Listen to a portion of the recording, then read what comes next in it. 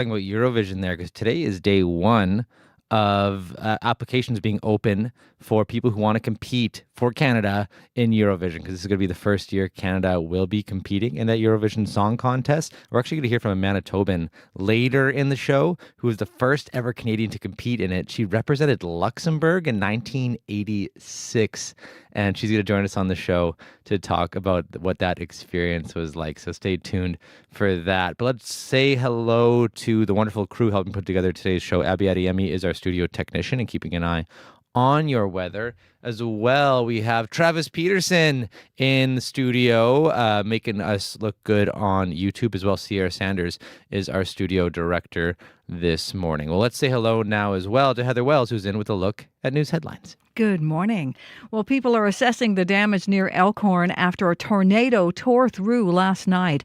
Environment Canada confirms the twister touched around 6:30 in the evening, and the agency says it's working with the Northern Tornadoes Project to investigate further. The Elkhorn tornado was part of a system that saw another tornado touch down near Merrifield, Saskatchewan.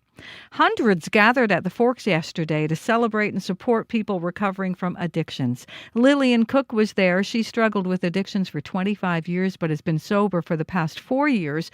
She carried a sign reading, "Recovery is possible." She says she wants to give hope to others battling addiction. We'll hear more from her in our next local news coming up at 6:30. Thank you very much, Heather. Thank you. And as you can imagine, we are trying to get in touch with people from Elkhorn right now to see what the impact of the tornado has been on that community. So stay tuned for that. We're going to try to hear from someone in Elkhorn this morning later in the show. Also still to come here on Information Radio, after a summer of record-breaking floods and repeated evacuations, many in Swan River, Manitoba were left devastated. But over the weekend, the community shifted their focus to celebrate their strength and each other. So first on the program, we're going to hear about Rally for the Valley in Swan River. That's coming up here on Information Radio. Stay tuned.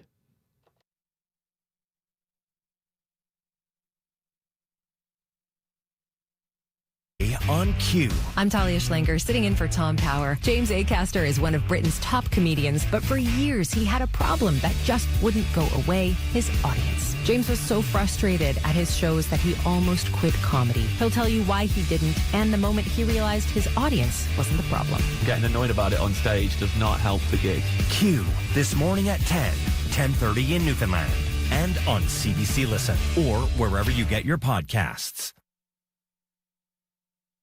I'm Marcia Young. 3 federal by-elections are being held today across the country, one in Ontario, one in BC, and one in Quebec. All 3 provinces have been at the forefront of Ottawa's ongoing trade war with the U.S. And as the CBC's Sarah Levitt reports, the candidates are being asked to prove their economic prowess as voters head to the polls. In a diner just outside the industrial park in Saguenay, Quebec, politics isn't always top of mind, work is. But in the Quebec region, 5 hours north of Montreal, the major industries are aluminum, forestry, and dairy, all in the crosshairs in Canada's ongoing trade war with the United States. This as some voters head to the polls today across Canada, in Chicoutimi, Le Fjord, North Vancouver, Capilano, and the Toronto riding of Beaches, East York.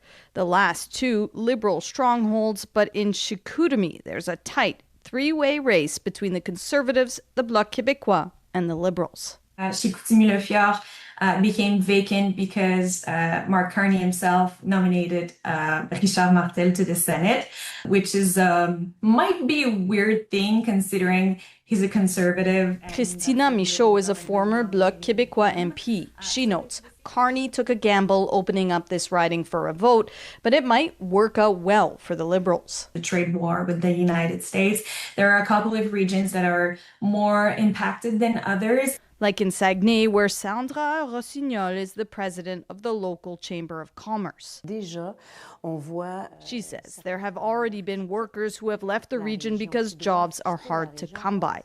Whether in Chicoutimi, Vancouver, or Toronto, economic issues appear to be the deciding factor for voters. Sarah Levitt, CBC News, Saguenay, Quebec. Moscow is struggling to make gains in Ukraine. Intelligence officials now worry Russia might target NATO to force a crisis and further test the solidarity of the military alliance. As Murray Brewster reports, Eastern Europe is already on high alert after recent airspace violations. The strategy that we have followed in this war so far has failed. Witold Rotkiewicz is a Polish defense and security expert who follows Russian political and military journals closely, and he's detected an important shift. He believes there's a clear recognition by Moscow that they're not winning the war in Ukraine, and their strategy has to change. They cannot afford this situation to continue. They have to make a breakthrough. How? Their answer is you have to break the will of the West so that the West will stop supplying Ukraine with arms. Over the summer, there's been an increased number of Russian drone incursions in Eastern Europe, and even a ballistic missile strike in Poland. U.S. intelligence has warned Poland that Russia is preparing some kind of provocation or a so-called false flag operation to rattle NATO and create a political crisis. Canada's former ambassador to NATO, Kerry Buck, says Moscow has always wanted to break the alliance and make it look ineffective. It's in their interest to do it now, and I don't think NATO's quite ready to respond in a way, particularly because of the U.S. Uncertainty about U.S. response. The U.S. has signaled for months it's pulling back conventional forces from NATO and that Europe should be in charge of its security. Last week, the head of the CIA visited Moscow, reportedly to warn Russia against attacking a NATO country. President Donald Trump says he's been assured by Vladimir Putin that an attack is not going to happen. Murray Brewster, CBC News, Ottawa.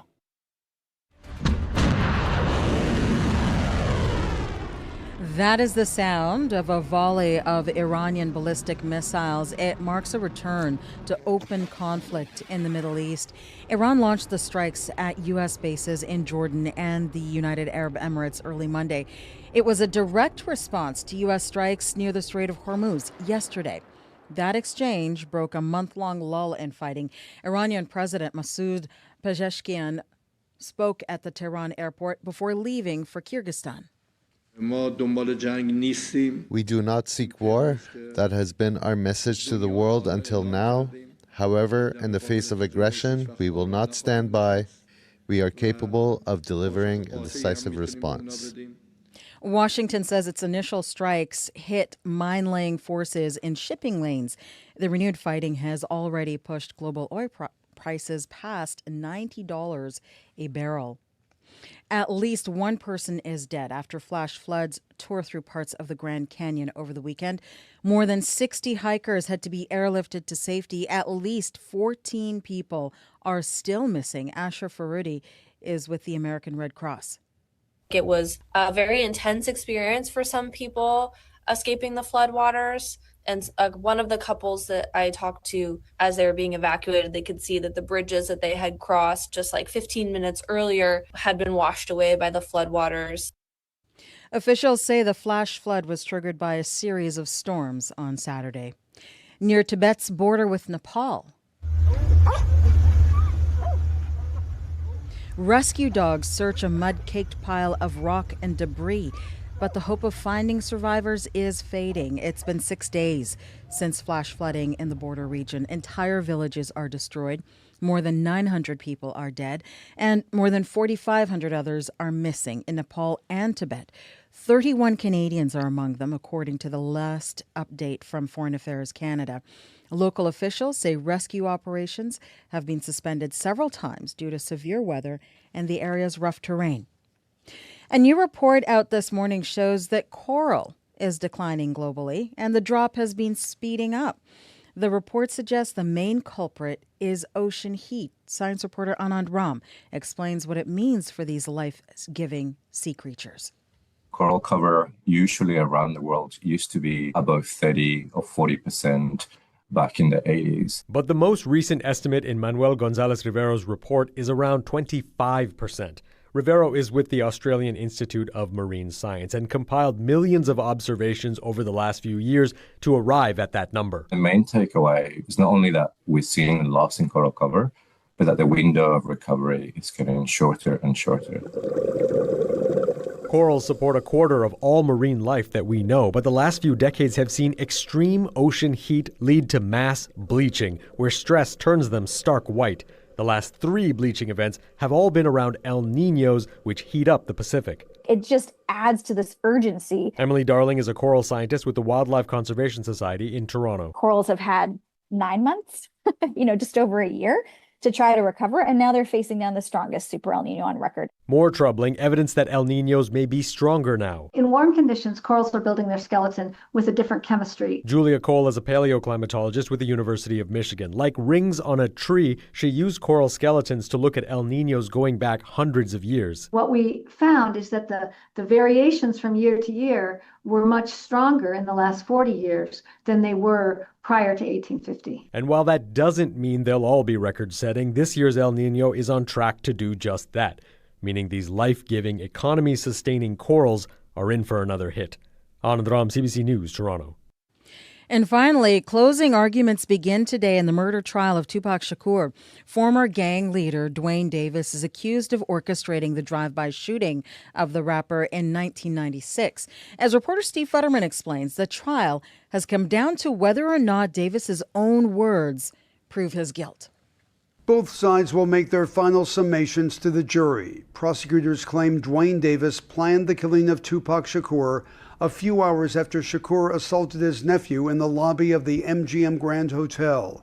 Deputy District Attorney Binu Palal says it was a gang revenge murder. When the opportunity presented itself for retribution, Dwayne Davis made sure that the shooters were armed and ready. The prosecution's key evidence has been Davis's own words, where he admits in his memoir and in interviews taking part. But the defense claims it was all embellishment and exaggeration, and that Davis wasn't even in Las Vegas when Shakur was killed. Former federal prosecutor Lori Levinson says the defense will tell jurors not to believe the defendant. The defense is going to claim that the burden is on the prosecution, and they never came up with physical evidence that connected him to the crime. In fact, they never came up with proof that he was in Las Vegas, pictures, receipts, or corroboration for what he's been saying over the last 30 years. And if you don't have that, the defense is going to say you have reasonable doubt. By the end of the day, the jury should have the case. If found guilty, Davis faces up to life in prison. Steve Futterman, CBC News, Las Vegas. And that is the latest national and international news from World Report. News anytime, cbcnews.ca. I'm Marcia Young.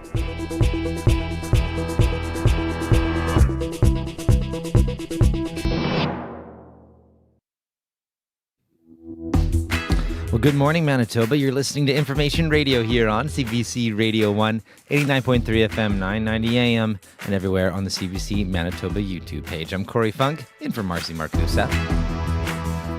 Well, coming up this hour on the show, the back-to-school shopping season is in full swing. We're going to learn from a retail expert about why it's not always easy to buy Canadian school supplies. Also, a pair of Manitoba brothers who both received life-saving double lung transplants want more people to register online as organ donors. We're going to hear their story coming up this hour. Also, we're going to look at what digital sovereignty really means for Canada and how much control we have over the technology we rely on. Is the U.S. essentially our digital landlords? We're going to explore that. Also, after a summer of record-breaking floods and repeated evacuations, many in Swan River, Manitoba were left devastated. But over the weekend, the community shifted their focus and celebrated their strength and each other. So first up on the program, we're going to hear about Rally for the Valley in Swan River. So stay tuned for that. But right now, though, 6:11, let's check in with Heather Wells with a look at news headlines. Good morning. Yeah, and rural Manitoba taking another weather hit last night. Storms rolled across parts of southern Manitoba. The weather was particularly severe near the Saskatchewan border. Environment Canada this morning confirms a twister touchdown near Elkhorn around 6:30 last night. Another tornado has also been confirmed near Merrifield, Saskatchewan. So we'll hear more on this story as it develops through the day. The Manitoba government says changes are coming to the sexual education curriculum. The province says Manitoba's health curriculum is being overhauled for the first time in decades, and sex ed is getting an update. The education minister says people will be able to see the new curriculum online at the start of the school year. We're going to hear from the PC leader, Abhi Khan, who wants to hear more now. And your next local news is coming up at 6:30. Thank you very much, Heather. Thanks. That's Heather Wells at your CBC News desk. Let's check in now with Abby Adeyemi, who's in with a look at your weather. Hi there. Yeah, hi, Corey. And following that confirmed tornado touchdown, we will be seeing more of like a warm and breezy Monday unfolding across the province today, which will be bringing more clear skies down in the southern region. And up north, we're tracking rain rush passing through the northern region as we speak at this time. Winnipeg right now, we're starting the morning around 19 degrees, mostly cloudy for now, but we should see it clear as we get into the day. Some fog patches spotted on the outer layers of the city, but that should clear as we get into the morning, and we'll see a highs warm into the range of 25. And that's what we're seeing across the southern regions this morning. We're seeing temperatures from 13 in the Brandon area up to about 18 degrees near Morden and the Gimli area. Duffin's seen about 14 degrees at this time, but most of the regions will see sunny to clear skies this morning before we notice the winds are sweeping from the west and a good chance of afternoon showers and maybe some thunderstorm risk in the Brandon and Dauphin areas. We'll see highs near 25 for most of those regions, but up north we have more of like active weather tracking there. We see light rain already around Norway House and of course more chance of showers around Thompson and Lynn Lake. We're looking at about 20 millimeters of rain in the Norway House region for today, and we should be seeing about further north we should be seeing about 10 millimeters of rain coming your way. So there's going to be rain in the northern regions today, but overall clear skies down south, but up north we should be seeing more like steady rains and storm in the forecast. Winnipeg, we're starting the day at 19 and we get to 25 later today. Thank you very much, Abby. Thank you. And our studio director, Sierra Sanders, is in now with a look at your commute. Hi. Hi, Corey. Not too much that people should not too much going on out there here on this early Monday morning here, but if that does change throughout your drive, I'd love to hear from you, no matter where you are here in Manitoba, and no matter how you're getting around. Give me a call on the CBC commuter line if there's something getting in your way or an incident has popped up. That number's 204-788-3093.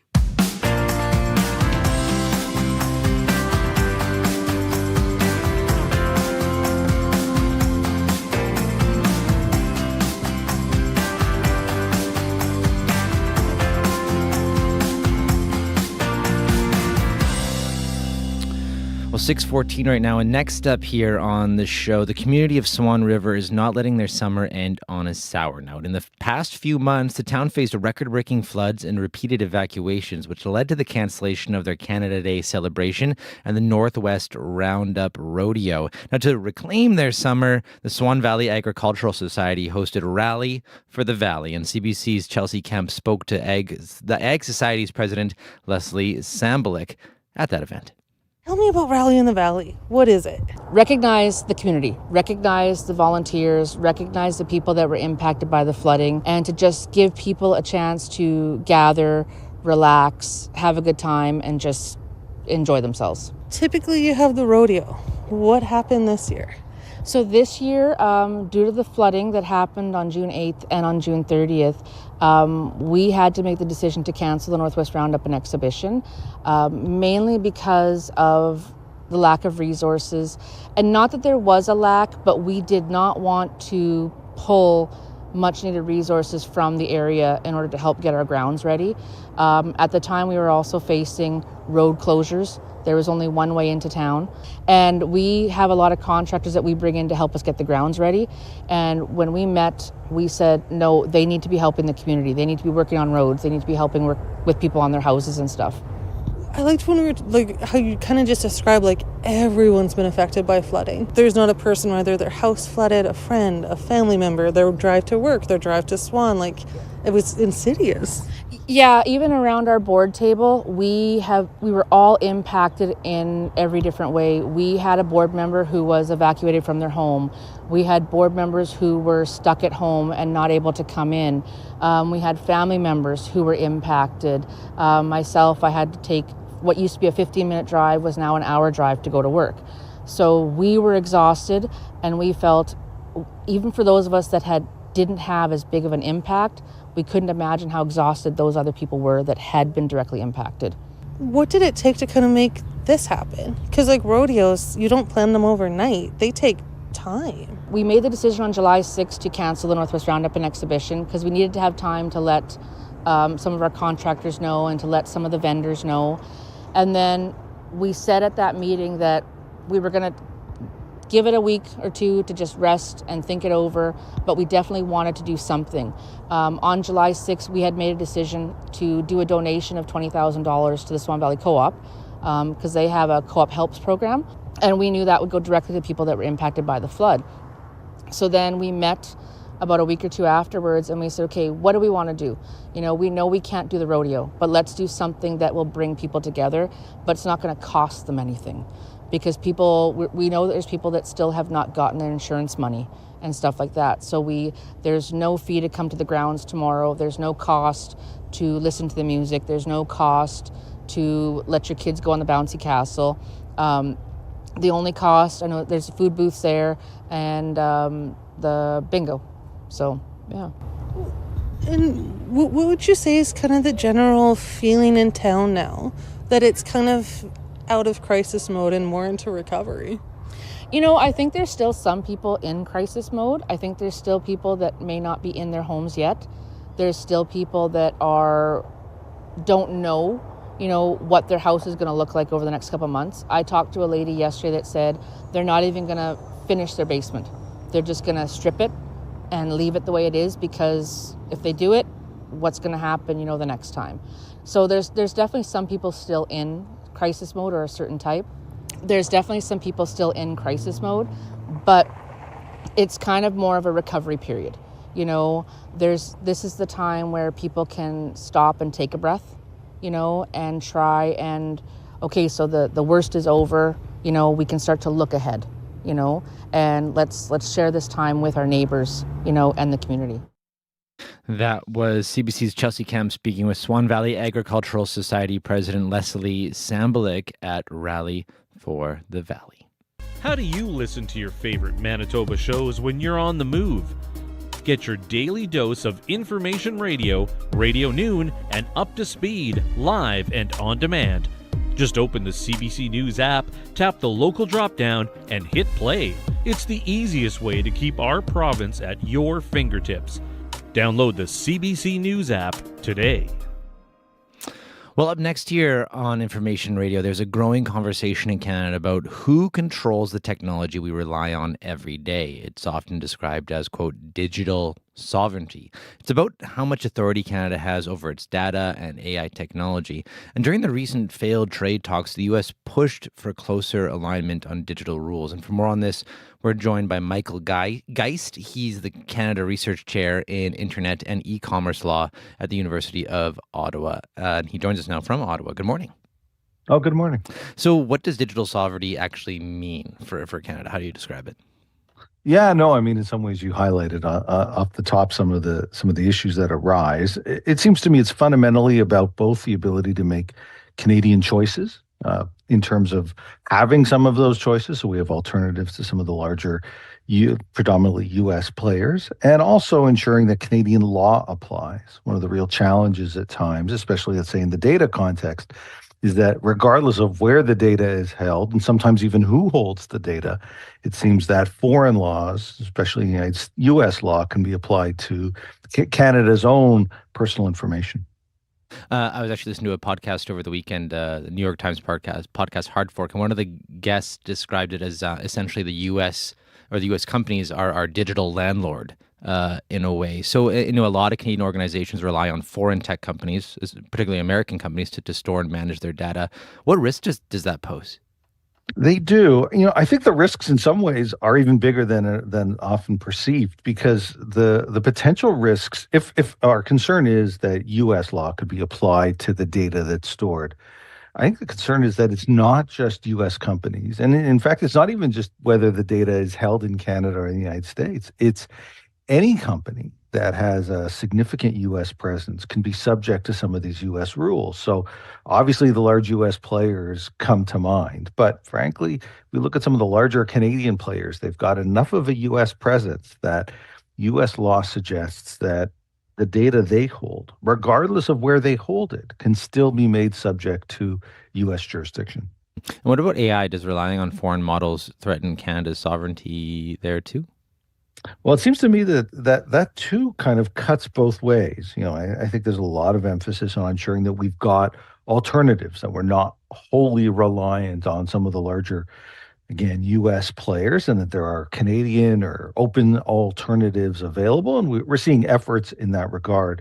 But at the same time, we also want to ensure that we have access to the frontier models, to the very best models that are being offered by some of those larger U.S. players.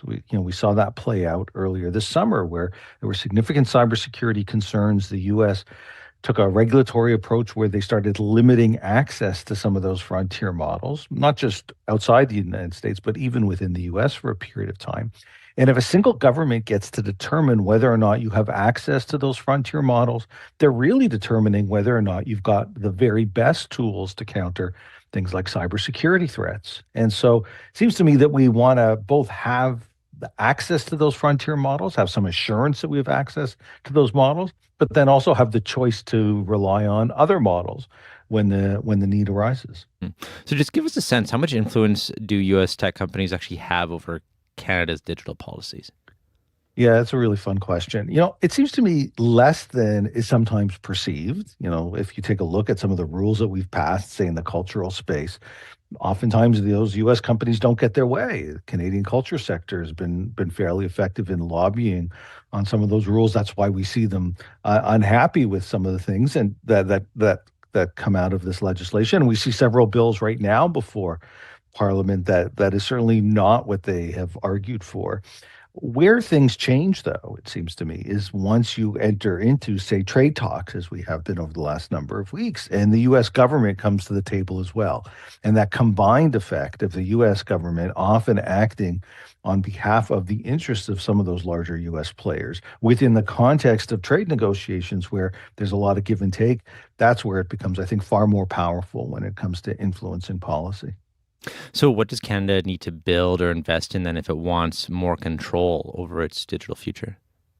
Yeah, we often turn in Canada to, so where should we be spending? And I do think there's a role here to build infrastructure, although, there are controversies associated with that as well. And everyone recognizes, on the one hand, we need to ensure that we've got data centers that are in Canada to at least move us in the direction of having some amount of sovereign choice. And at the same time, we've got many communities saying they don't want to have those data centers in their communities. And so that points to the need in some ways to make some real hard choices about where our priorities lie.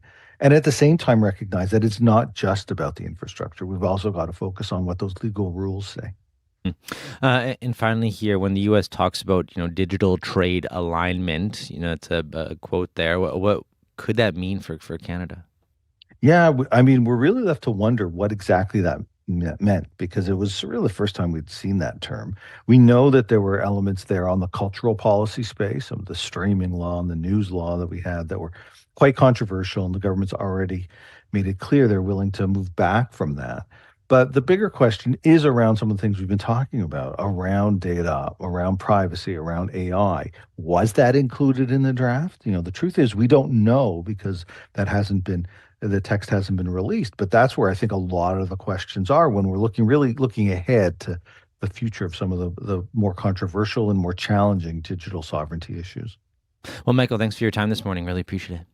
Oh, it's my pleasure. Thanks for having me. Michael Geis is the Canada Research Chair in Internet and E-commerce Law at the University of Ottawa. Well, time now is 6:26, and before we get to your news, you may be hearing in the national news today that today is the first day, if you want to represent Canada at the famous Eurovision Song Contest, you can apply to do that starting today. The applications are open.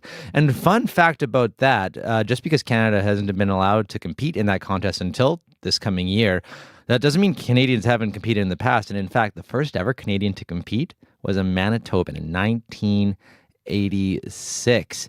And she's actually going to be joining us on the show later on to tell us her story about what it was like. She competed for Luxembourg and surprisingly, believe it or not, got third place in that competition. And here's the song that managed to get here in the third place in the competition. Here is Charisse Laurence performing L'amour de ma vie.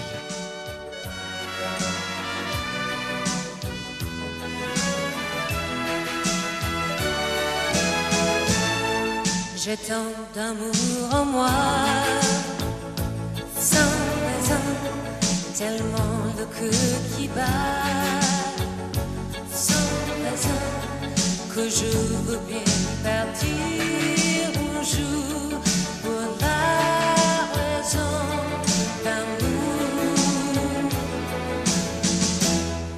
Vers l'homme qui me dira, sans raison, des choses qu'on ne dit pas, sans raison, des mots plus beaux pour les enfants, plus fort, plus grand et plus haut que les volcans. Je volerai sans air pour l'amour de ma vie, je vendrai des soleils, des jours en pleine nuit. Je changerai le temps pour garder plus longtemps l'amour de ma vie. Je rêve d'un sourire sans raison, d'une rose qu'il va m'offrir sans raison, et d'un regard couleur d'espoir. Quand dans la nuit les étoiles brillent dans le noir, je volerai sans air pour l'amour de ma vie. Je vendrai des soleils, des jours en pleine nuit. Je changerai le temps pour garder plus longtemps l'amour de ma vie. Je volerai sans air pour l'amour de ma vie. Je vendrai des soleils, des jours en pleine nuit. Je changerai le temps pour garder plus longtemps l'amour de ma vie. L'amour de ma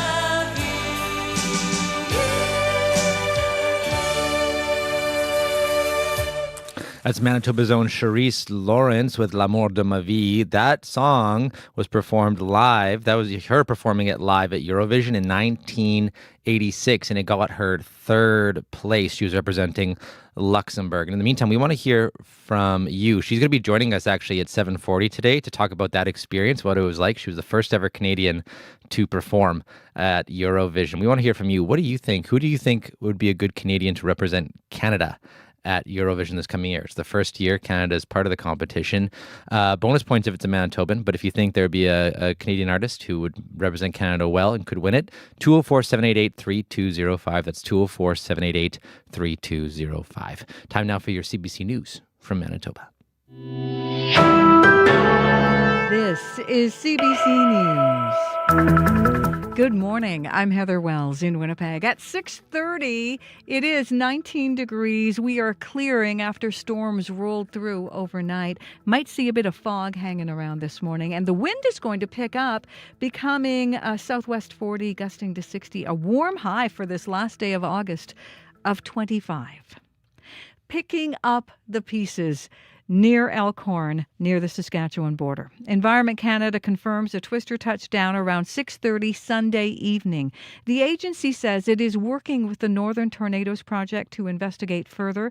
That tornado near Elkhorn was part of a system that saw another tornado touch down near Merivale and a possible tornado near Kelso, both in Saskatchewan.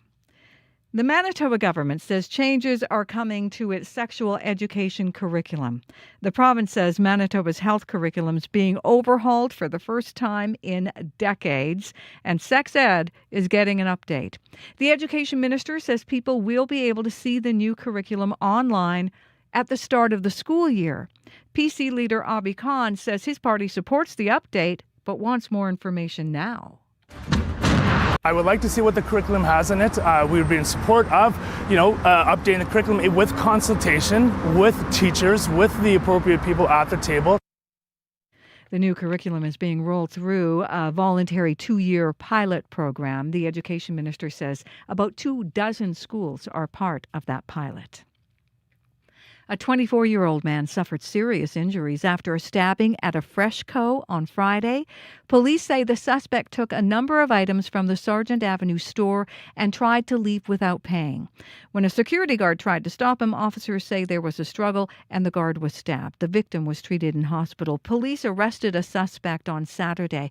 This is the second time in a week a security guard has been attacked. Another is recovering after being stabbed at a Portage Avenue Dollarama in St. James last Tuesday. Voters head to the polls in 3 federal by-elections today. The ridings in BC and Ontario are considered fairly safe Liberal seats. Both were served by former Liberal cabinet ministers. While in Quebec, polls suggest the Chicoutimi-Lafleur riding is a tight 3-way race. That seat had been held by former Conservative MP Richard Martel. He was appointed to the Senate by Prime Minister Carney, which triggered the by-election. Iran is launching a heavy volley of ballistic missiles early today, making a return to open conflict in the Middle East. The targets U.S. bases in Jordan and the Gulf in direct response to American strikes near the Strait of Hormuz yesterday. This exchange breaking a month-long lull in fighting there. Washington saying its initial strikes hit mine-laying forces in shipping lanes. The renewed fighting has already pushed global oil prices past $90 U.S. a barrel. You can hear the latest national and international news coming up on World Report at 7. Well, hundreds gathered at the Forks yesterday to celebrate and support people recovering from addiction. Lillian Cook was there. She has struggled with addictions for 25 years, but has been sober for the past 4 years. I have grandchildren and great-grandchildren, and they're my heart and my children. I have 2 children, and that's what I look at every day, is them. That's what I fight for in my sobriety, is for them. Cook carried a sign reading, "Recovery is possible," to help give hope to others battling addiction. Checking on the health of wetlands northeast of Brandon. They are called prairie potholes, and thousands of these small bodies of water dot the landscape. Lauren Musgrove is a 4th-year science student at the University of Manitoba. She says wading into a prairie pothole has been the best classroom experience she has ever had. This class is really important for a lot of students at the U of M because they often don't have field experience before this class, and this kind of gives them a chance to get out in the field and learn some valuable skills. It gives a really big insight into wetlands for a lot of students. Now, students have collected data on the province's wetlands for more than a decade, but the province doesn't use any of the information. A provincial spokesperson tells CBC it doesn't have a program specifically dedicated to wetland monitoring.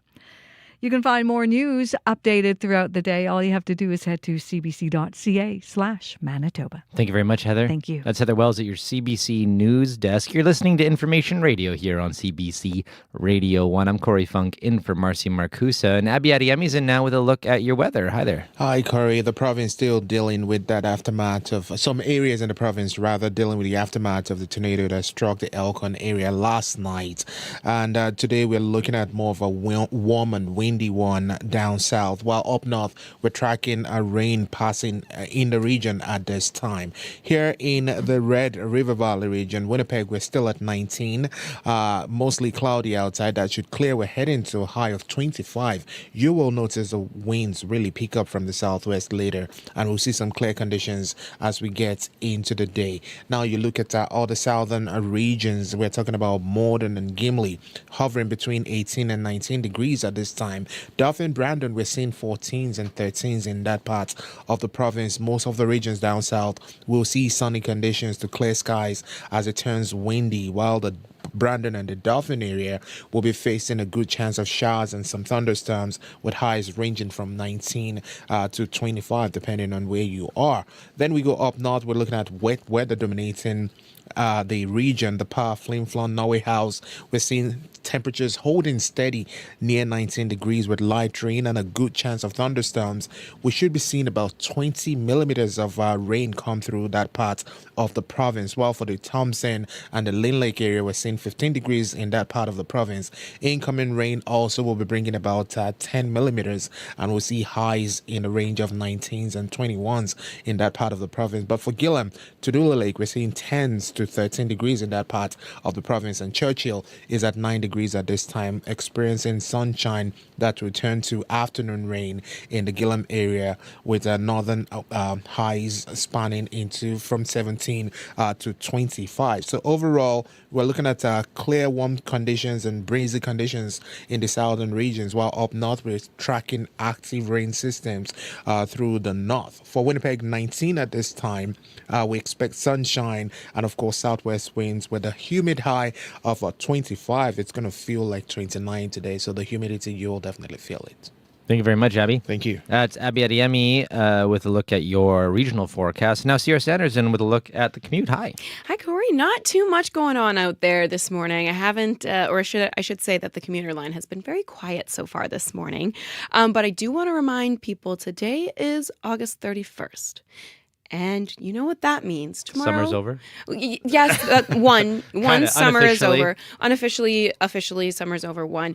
2, it means tomorrow is September 1st, and September 1st means that school zones are back or back being enforced or back in enforcement. So I'm giving the reminder to people right now, just ahead of tomorrow, that school zones are back enforced tomorrow. So you want to keep that in mind if you're in school zones. 30 kilometers an hour there. I think it's from 6:30 till 5:30. I will double check that before I come back on my next hit. But you want to be aware that school zones are back tomorrow. So be aware to slow down there in those areas. But if there's something new that you want to let me know about, an incident that's going on out there, I'd love to hear from you. So give me a call on that CBC commuter line, 204-788-3093. Thank you very much, Sierra. And Abby just got my ear. It starts at 7 a.m.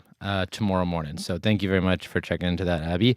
Well, next up here on the show at 6:39, let's check in with Phil DeMont, who's here with today's business news. Hi. Hi, Corey. So this week we have the G20 meeting of finance ministers in North Carolina. So what are we expecting? Yeah, kind of a B-list meeting in one sense, but it's really about what the U.S. wants and what everybody else wants. Scott Bessent, the American Treasury Secretary, wants to push a few of Washington's greatest hits. There's the continuing trade imbalances with China. The administration basically accuses China for the past couple of years of dumping excessive domestic production on world markets and driving down prices. Corey, there's something to that charge. On the other hand, the U.S. trade imbalance, the trade deficit with China has dropped by a third in the past 12 months. So the issue might be a little less front burner than would have been past couple of years. Washington also trying to rally other countries to support its economic sanctions against Iran and its allies. That's going to be a hard slog. Few supporters for the ongoing fight with Iran, but even less support for sanctions against Iran's trading partners, partly because the big trading partner really is China, and nobody wants to take that on. For Ottawa, we'll likely harp on America's new tariffs against Canada and how Washington's trade barriers are hurting global growth, both of which are true. On the other hand, fight's gotten pretty nasty between Washington and Ottawa, so I suspect we'll get nowhere with that argument short of waving our hands in the air. Also, the U.S. Federal Reserve Chair Kevin Warsh, he's been criticized for his performance at Jackson Hole last week. So what's the issue there? Yeah, it's kind of one of those inside baseball things, but it's bugged me for a while. He was at Jackson Hole talking to influential economic thinkers last week, and Warsh basically didn't say anything about whether the central bank was going to raise interest rates anytime soon. And that kind of what has observers upset. He's trying to keep the Fed's cards close to his chest, but what he's really doing is turning Fed policy back to the 1960s, so 66 years ago, whatever that would be. That's when central banks didn't say anything about what they were doing. They were just totally silent. A bunch of reasons for that, but economists basically realized that it was just confusing markets. There was speculation. They were going to guess at what you were doing if you didn't say anything about it anyway. So for the past 40 years, central bankers worldwide real more or less have said, look, here's where we think the economy's going, and here's kind of where we think we're headed as a central bank. Not a roadmap, but at least an idea of where you're going. Now Warsh wants traders to look at the numbers. Look at the numbers. Don't look at the comma on the Federal Reserve's press release. That kind of idea. The trouble is, Corey, economic data describes what's going on. And markets, traders, they look ahead for what they think's going to happen. So right now they think inflation either will keep increasing or the Fed will raise interest rates to cool things down. Either way, interest rates keep going up. So by keeping quiet, critics say, Warsh is actually fueling increased speculation rather than reducing uncertainty. And finally here, shifting gears entirely, why does Snoop Dogg want to hire an ice cream tester?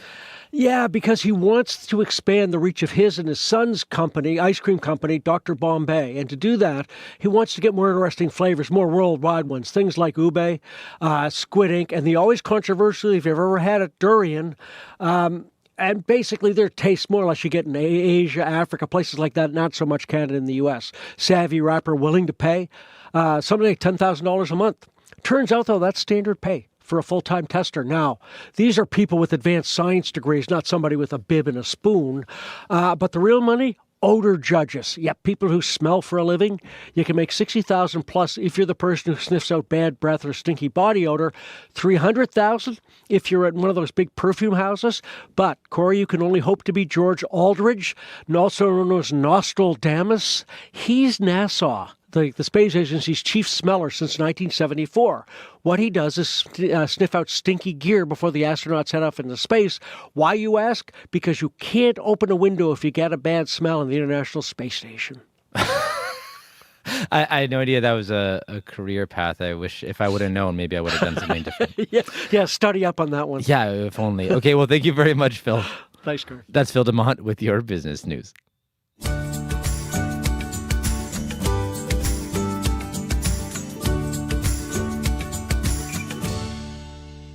Well, 6:43 right now here on Information Radio.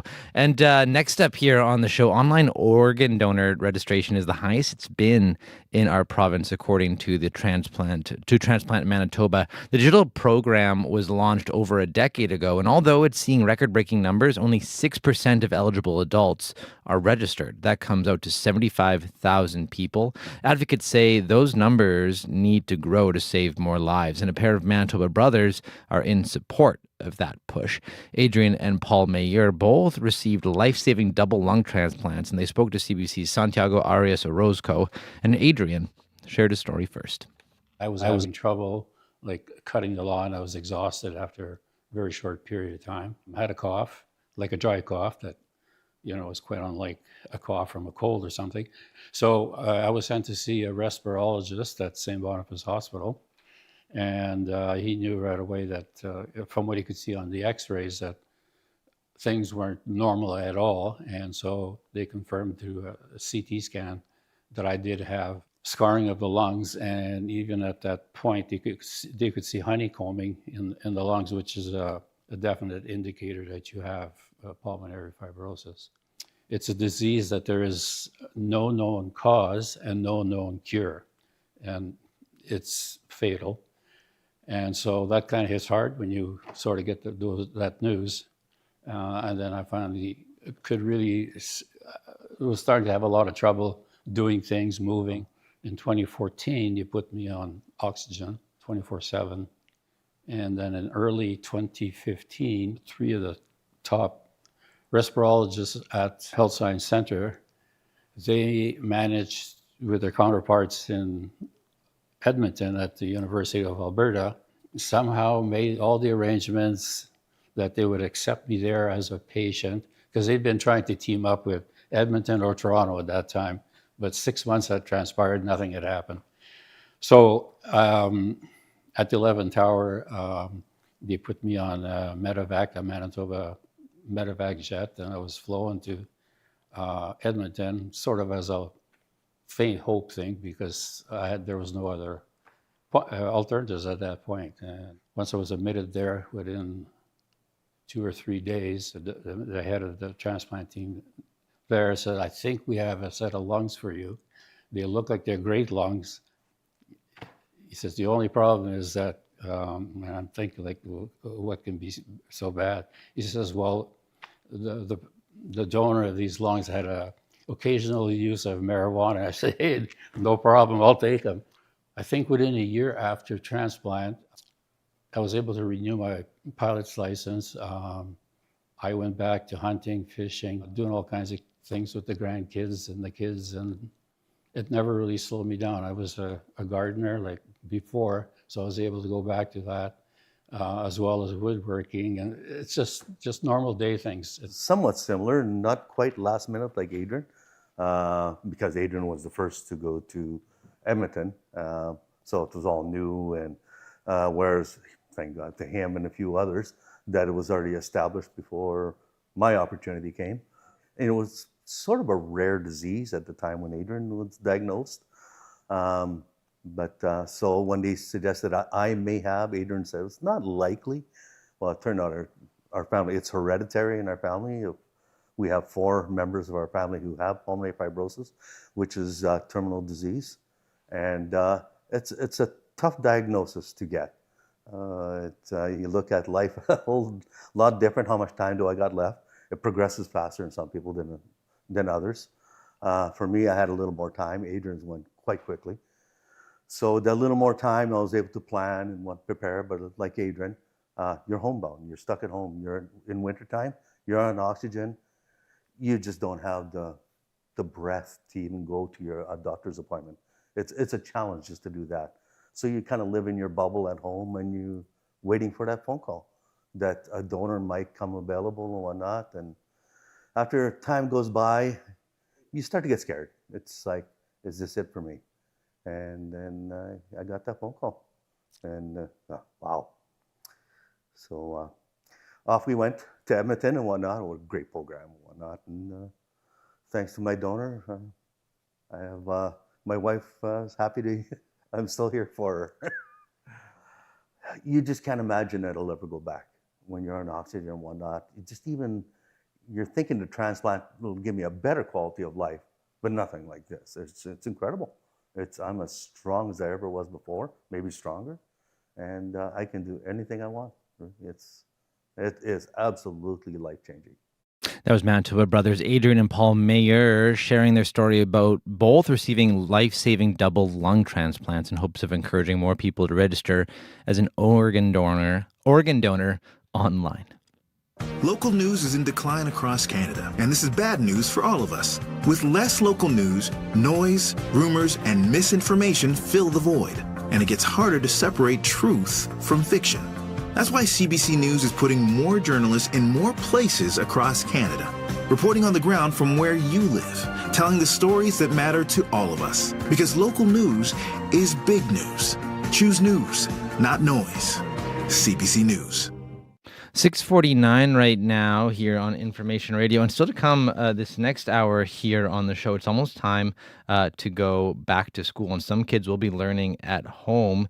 So coming up this next hour on the show, we're going to talk to a Winnipeg educator who says more parents are considering homeschooling for their children. She's also going to share how those thinking about it can get started. So she helps parents learn how to do homeschooling. So stay tuned for that conversation coming up after 7 o'clock. Also, as mentioned, we're going to be having the very first ever Canadian competitor in Eurovision, who actually happens to be from Manitoba, joining us after 7:30 to talk about her experience. She represented Luxembourg in 1986 and got 3rd place. So she's going to join us after 7:30, because today, of course, is the first day that Canadians can apply to represent Canada in Eurovision, which it's qualified to take part in starting in 2027.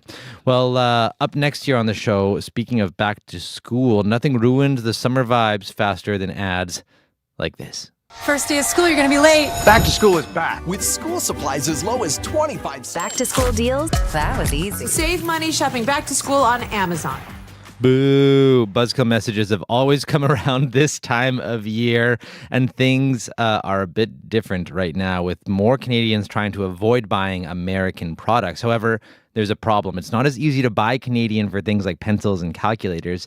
For more on this, we've reached Doug Stevens. He's a retail expert and the author of several books, including The Future of Competitive Advantage. And he joins us now from Ontario. Good morning. Good morning. So how easy is it to buy Canadian when it comes to back-to-school shopping specifically? Well, I wish it were easier. But frankly, if we were having this conversation in the U.S., it would be the same situation. So many of the school supplies that we see in the market today are being offshored. They're being manufactured in places like Asia, for example. So it is a small percentage of goods that are being manufactured in Canada. But with that said, they are out there. There are Canadian alternatives. It just requires a little bit more research on the part of consumers to find them. So we'll get to that shortly. But I just want to even know first, so why are products like school supplies more likely to be made offshore compared to, say, groceries? Yeah, a lot of these things are just products that got swept up in the wave of offshoring through the 80s, 90s, 2000s. Commodity products, because they are so price sensitive. Retail companies in North America and manufacturers in North America have had to turn to Asian factories to try and bring the cost of these things down to a point where they can compete. That's what we find across a lot of, small electronics and a lot of commodity things like pens, pencils, erasers, and that sort of thing. So it really is just about the heated competition that we see in those markets and the need to bring down the input costs. So how do you know if a manufactured product is actually made in Canada? Okay. Well, yeah, we're having to refresh ourselves on this again. It seems like not that long ago, we were all sort of in this learning curve. I'll try and make it super simple. So there are basically two key designations that you want to look for. The first is Product of Canada. This is kind of the gold standard. That means that the product is 98% manufactured in the country using Canadian labor, Canadian materials and resources. And there are some products and brands that fit in that category. Hilroy, for example, great Canadian company. They sell binders and planners, that sort of thing. Blue Line Planners, another great Canadian company. Mabel's Labels. So there are homegrown Product of Canada alternatives in some categories. The next drop down from that is a designation called Made in Canada. And that suggests that the product is at least 51% manufactured or substantially manufactured in Canada. From there, it gets murkier. You may have products like Herschel backpacks, for example, are designed in Canada, but they're assembled and produced elsewhere. And then you have Canadian retailers like, Canadian Tire, one of our, primary Canadian retailers. But a lot of the things that they may be selling, just because it's the nature of the market, they may be selling some offshore product. So it's really up to the consumer to decide, what is the best I can do on this item to support the Canadian market. So then if someone really wants to buy made in Canada school supplies, what should they do then? Well, I have a couple of resources that might be helpful because I recognize that, people don't have the kind of time, especially parents don't have the kind of time that they might need to dedicate to all this research. So here are a couple of resources, two websites. One is called Shoppa, that's SHOPPA.ca. This is a brand new website that was put together by a group called the Buy Canadian Group. It is all Canadian manufacturers and brands, and they are vetted to ensure that they are indeed Canadian, that they meet those standards. And they offer a wide variety of products, not just back to school, although they're featuring some back to school items. I just checked it out this morning. But you can find all kinds of things there.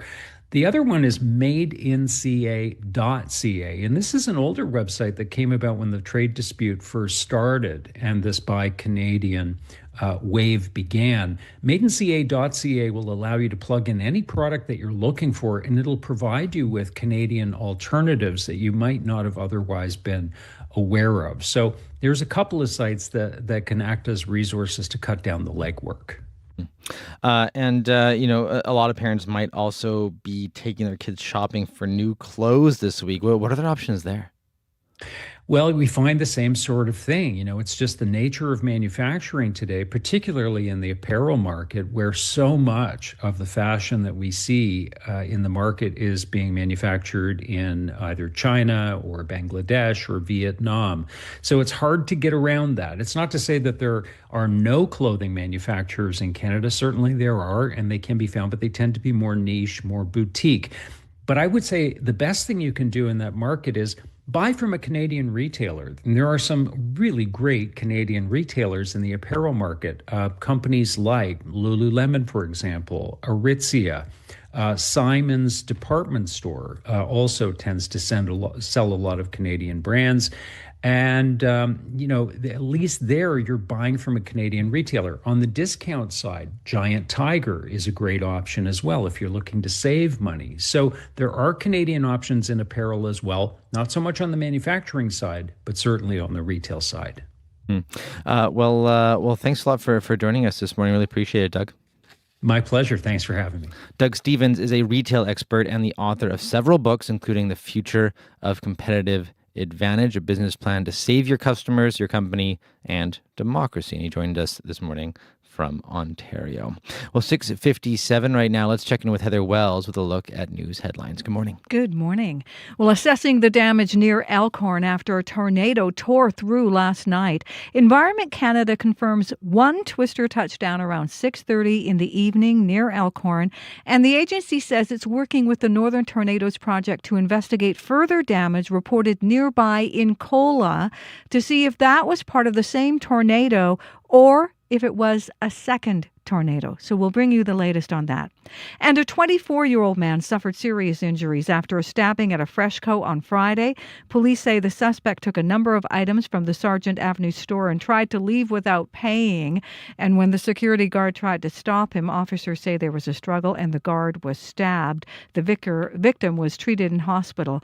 This is the second time in a week a retail security guard has been attacked. We'll hear more in our next local news coming up at 7:30. Thank you very much, Heather. Thank you. That's Heather Wells at your CBC News Desk. 19 right now in Winnipeg, heading for a high today of 25. Whatever clouds are above you can expect them to clear in Winnipeg throughout the day, but rainy day ahead up north. We'll get the details for you next hour here on Information Radio. Also coming up next hour on the show, how a local Indigenous advocate went from protesting against security guards in the stores to working alongside them. She and the owner of that security company are going to join us live on air to talk about what they're working on. Also, as you may have heard, we're also going to have the first ever Canadian to participate in the Eurovision Song Contest. She participated in 1986, and she happens to be from Manitoba. And today's the first day you can apply to potentially represent Canada in the upcoming Eurovision Song Contest, which we're participating in for the first time this coming year in 2027. So stay tuned for that and much, much more coming up right here on Information Radio. I'm Corey Funk, in for Marcy Marcusa. We'll be back after World Report. Stay tuned.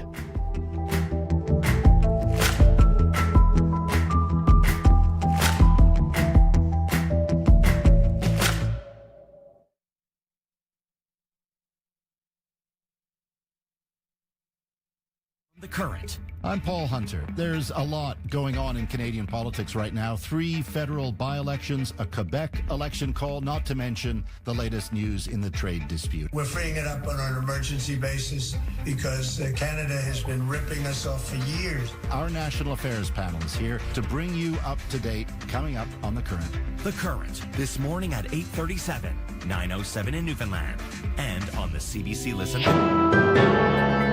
This is World Report. Good morning. I'm Marcia Young. Voters are heading to the polls in 3 federal by-elections today. Races are being held in Quebec, Ontario, and BC, and they come at a critical time for all 3 provinces at the forefront of the Canada-U.S. trade war. The CBC's Angie Seth joins me now from the Toronto riding of Beaches, East York. Angie, what are we watching for in this race? Well, what's going to be really interesting this time around is really to see what the Liberals are going to be able to do in this riding. If we go back to the last federal election under Nate Erskine-Smith, he won that riding with about 68%. So they had a strong showing there. He's now, of course, left. We know he's going to be running for city council in Toronto, but he's now left. So the question being, will voters resonate now with of course, who that Liberal candidate is for the riding? So Tanvir Shahnawaz, who is in fact, or used to be, I should say, Erskine-Smith's campaign manager, now running in this riding. Will voters resonate with this individual and give Liberals the numbers that they need in order to keep the riding red and, of course, lead them towards, majority government? What are some of the main issues voters have been focused on during these campaigns? The trade war has been top of mind, I would say, for Canadians right across the board. There has been a lot of support for Mark Carney and how he has been handling the issue, but will it resonate enough? Healthcare is another big issue. Affordable housing, top of mind as well. One of the other big issues, of course, cost of living, food insecurity. We're hearing a lot about that in this riding as well. And of course, jobs. And interestingly enough, we've talked about the Billa Bishop Airport debate. Of course, the push and pull between the federal government and the Conservatives. It was topic of debate just a few weeks ago here in this riding when they're having that candidates debate. So that is also an issue that's top of mind for voters here. We're going to see, of course, how many people are coming out and speak to them and see how they're feeling about this. And of course, polls are open till 9:30 Eastern time here in Toronto. And we'll know later on tonight in terms of what the outcome is going to be. All right. Thank you so much, Angie. You're welcome. The CBC's Angie Seth in Toronto. Moscow is struggling to make gains in Ukraine. Intelligence officials now worry Russia might target NATO to force a crisis and further test the solidarity of the military alliance. As Murray Brewster reports, Eastern Europe is already on high alert after recent airspace violations. The strategy that we have followed in this war so far has failed. Witold Rotkiewicz is a Polish defense and security expert who follows Russian political and military journals closely, and he's detected an important shift. He believes there's a clear recognition by Moscow that they're not winning the war in Ukraine, and their strategy has to change. They cannot afford this situation to continue. They have to make a breakthrough. How? Their answer is you have to break the will of the West so that the West will stop supplying Ukraine with arms. Over the summer, there's been an increased number of Russian drone incursions in Eastern Europe, and even a ballistic missile strike in Poland. U.S. intelligence has warned Poland that Russia is preparing some kind of provocation or a so-called false flag operation to rattle NATO and create a political crisis. Canada's former ambassador to NATO, Kerry Buck, says Moscow has always wanted to break the alliance and make it look ineffective. It's in their interest to do it now. And I don't think NATO's quite ready to respond in a way, particularly because of the U.S. Uncertainty about U.S. response. The U.S. has signaled for months it's pulling back conventional forces from NATO and that Europe should be in charge of its security. Last week, the head of the CIA visited Moscow, reportedly to warn Russia against attacking a NATO country. President Donald Trump says he's been assured by Vladimir Putin that an attack is not going to happen. Murray Brewster, CBC News, Ottawa.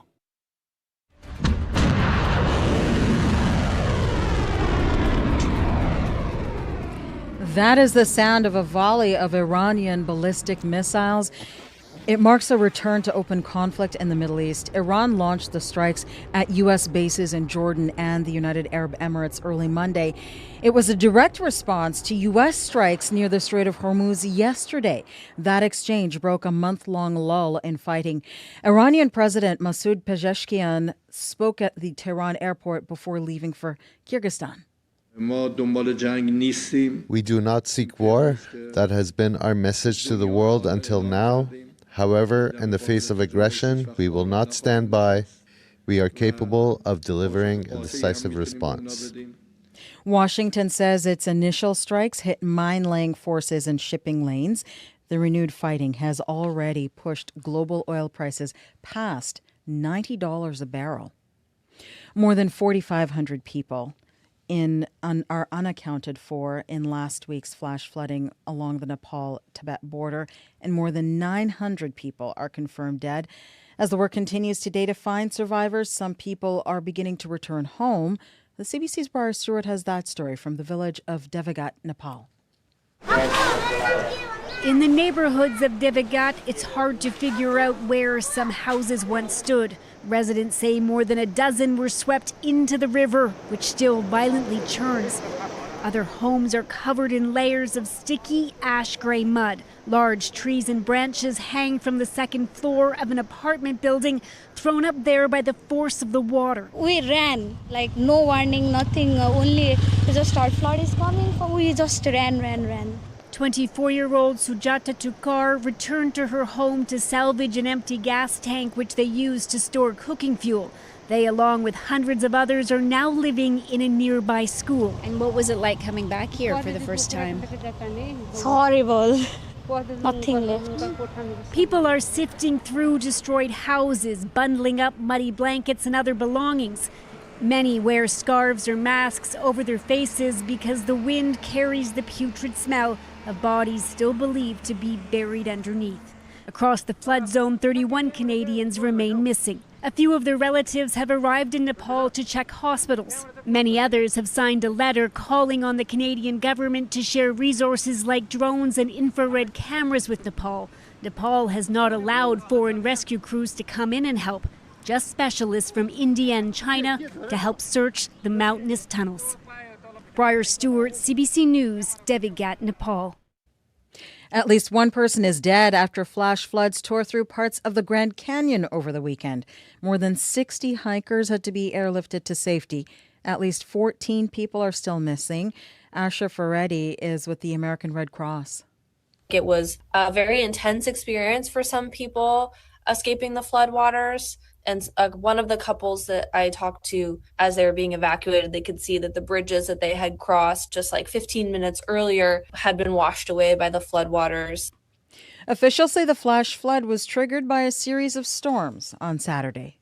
And finally, mead is an old-fashioned wine that was most popular in the Middle Ages. Today, it lives on at Renaissance fairs across the country. But at a recent fair in New Brunswick, it became a prime example of the problem with Canada's interprovincial trade barriers. Richard Woodbury has the story. Renaissance fairs are known for things like mock sword fighting and music, not interprovincial trade barriers. But that's what happened recently at the Shediac Renaissance Fair. The festival organizers wanted to buy just over $11,000 of mead from a Nova Scotia producer, Fireside Meadery. New Brunswick's Alcohol Authority had to be the go-between for the transaction. It was going to mark up the mead by over 100% and sell it to the festival for about $25,000. Sébastien Després is the fair's executive producer. It feels counterproductive. If we're to survive trade wars, if we're to survive 50% tariffs on our goods, our provinces need to learn to work together. New Brunswick's Alcohol Authority said it applied standard markups. If the festival had chosen a New Brunswick meadery, the amounts would have been lower. The order did go ahead, but only at a third of the planned original transaction. Maria Jeffries co-owns Fireside Meadery. With the current state of the world, we really need to unite as Canadians to support not only the local businesses in our provinces, but also the provinces surrounding us. We should all be able to rise up together. Nova Scotia Premier Tim Houston called the situation foolishness. We just can't have those types of things happening within our country when we're dealing with everything else in the world we're dealing with. If the situation was reversed, the producer would have to pay about $320 to Nova Scotia's Alcohol Authority. Richard Woodbury, CBC News, Halifax. And there's more on the story, including pictures, at cbcnews.ca. That is the latest national and international news from World Report. I'm Marcia Young.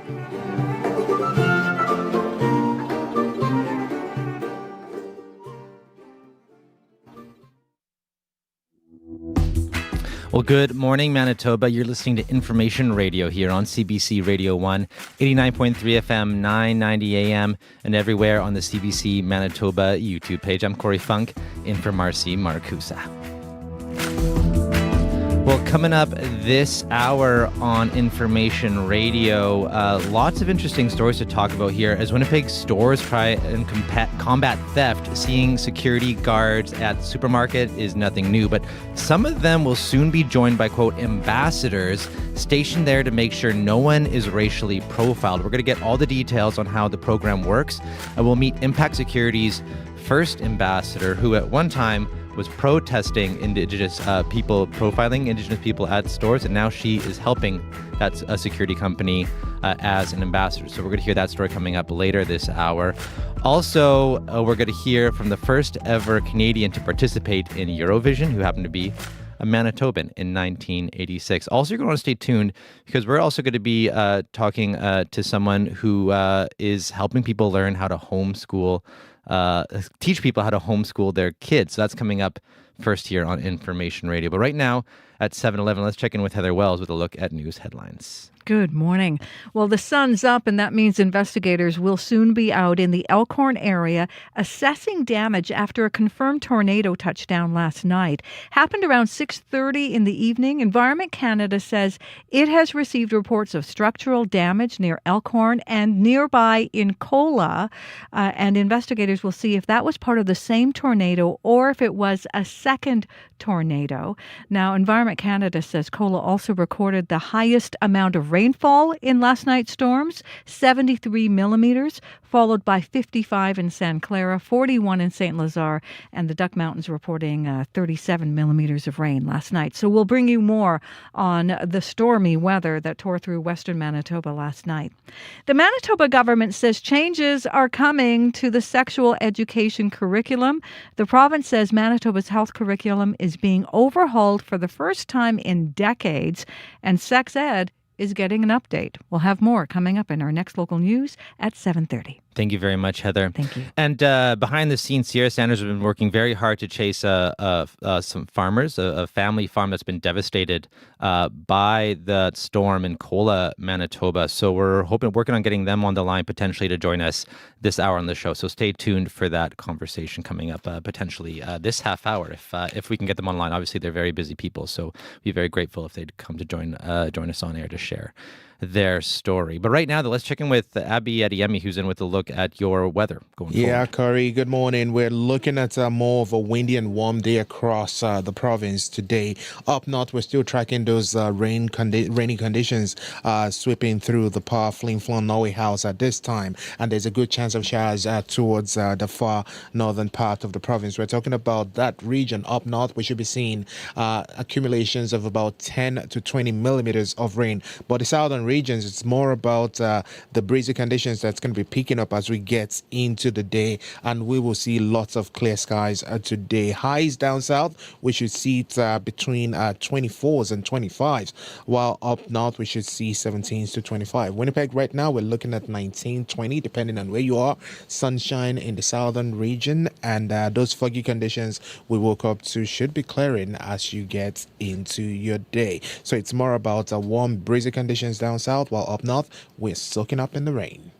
Thank you very much, Abby. Thank you. That's Abby Adeyemi with a look at your weather. Sierra Sanders is in with a look at your commute now. Yeah, Corey, not too much going on out there. The commuter line's been pretty quiet this Monday morning, but if that's changing, I'd love to hear from you, whether it's an incident or a backup going on out there. Give me a call on that CBC commuter line. That number's 204-788-3093.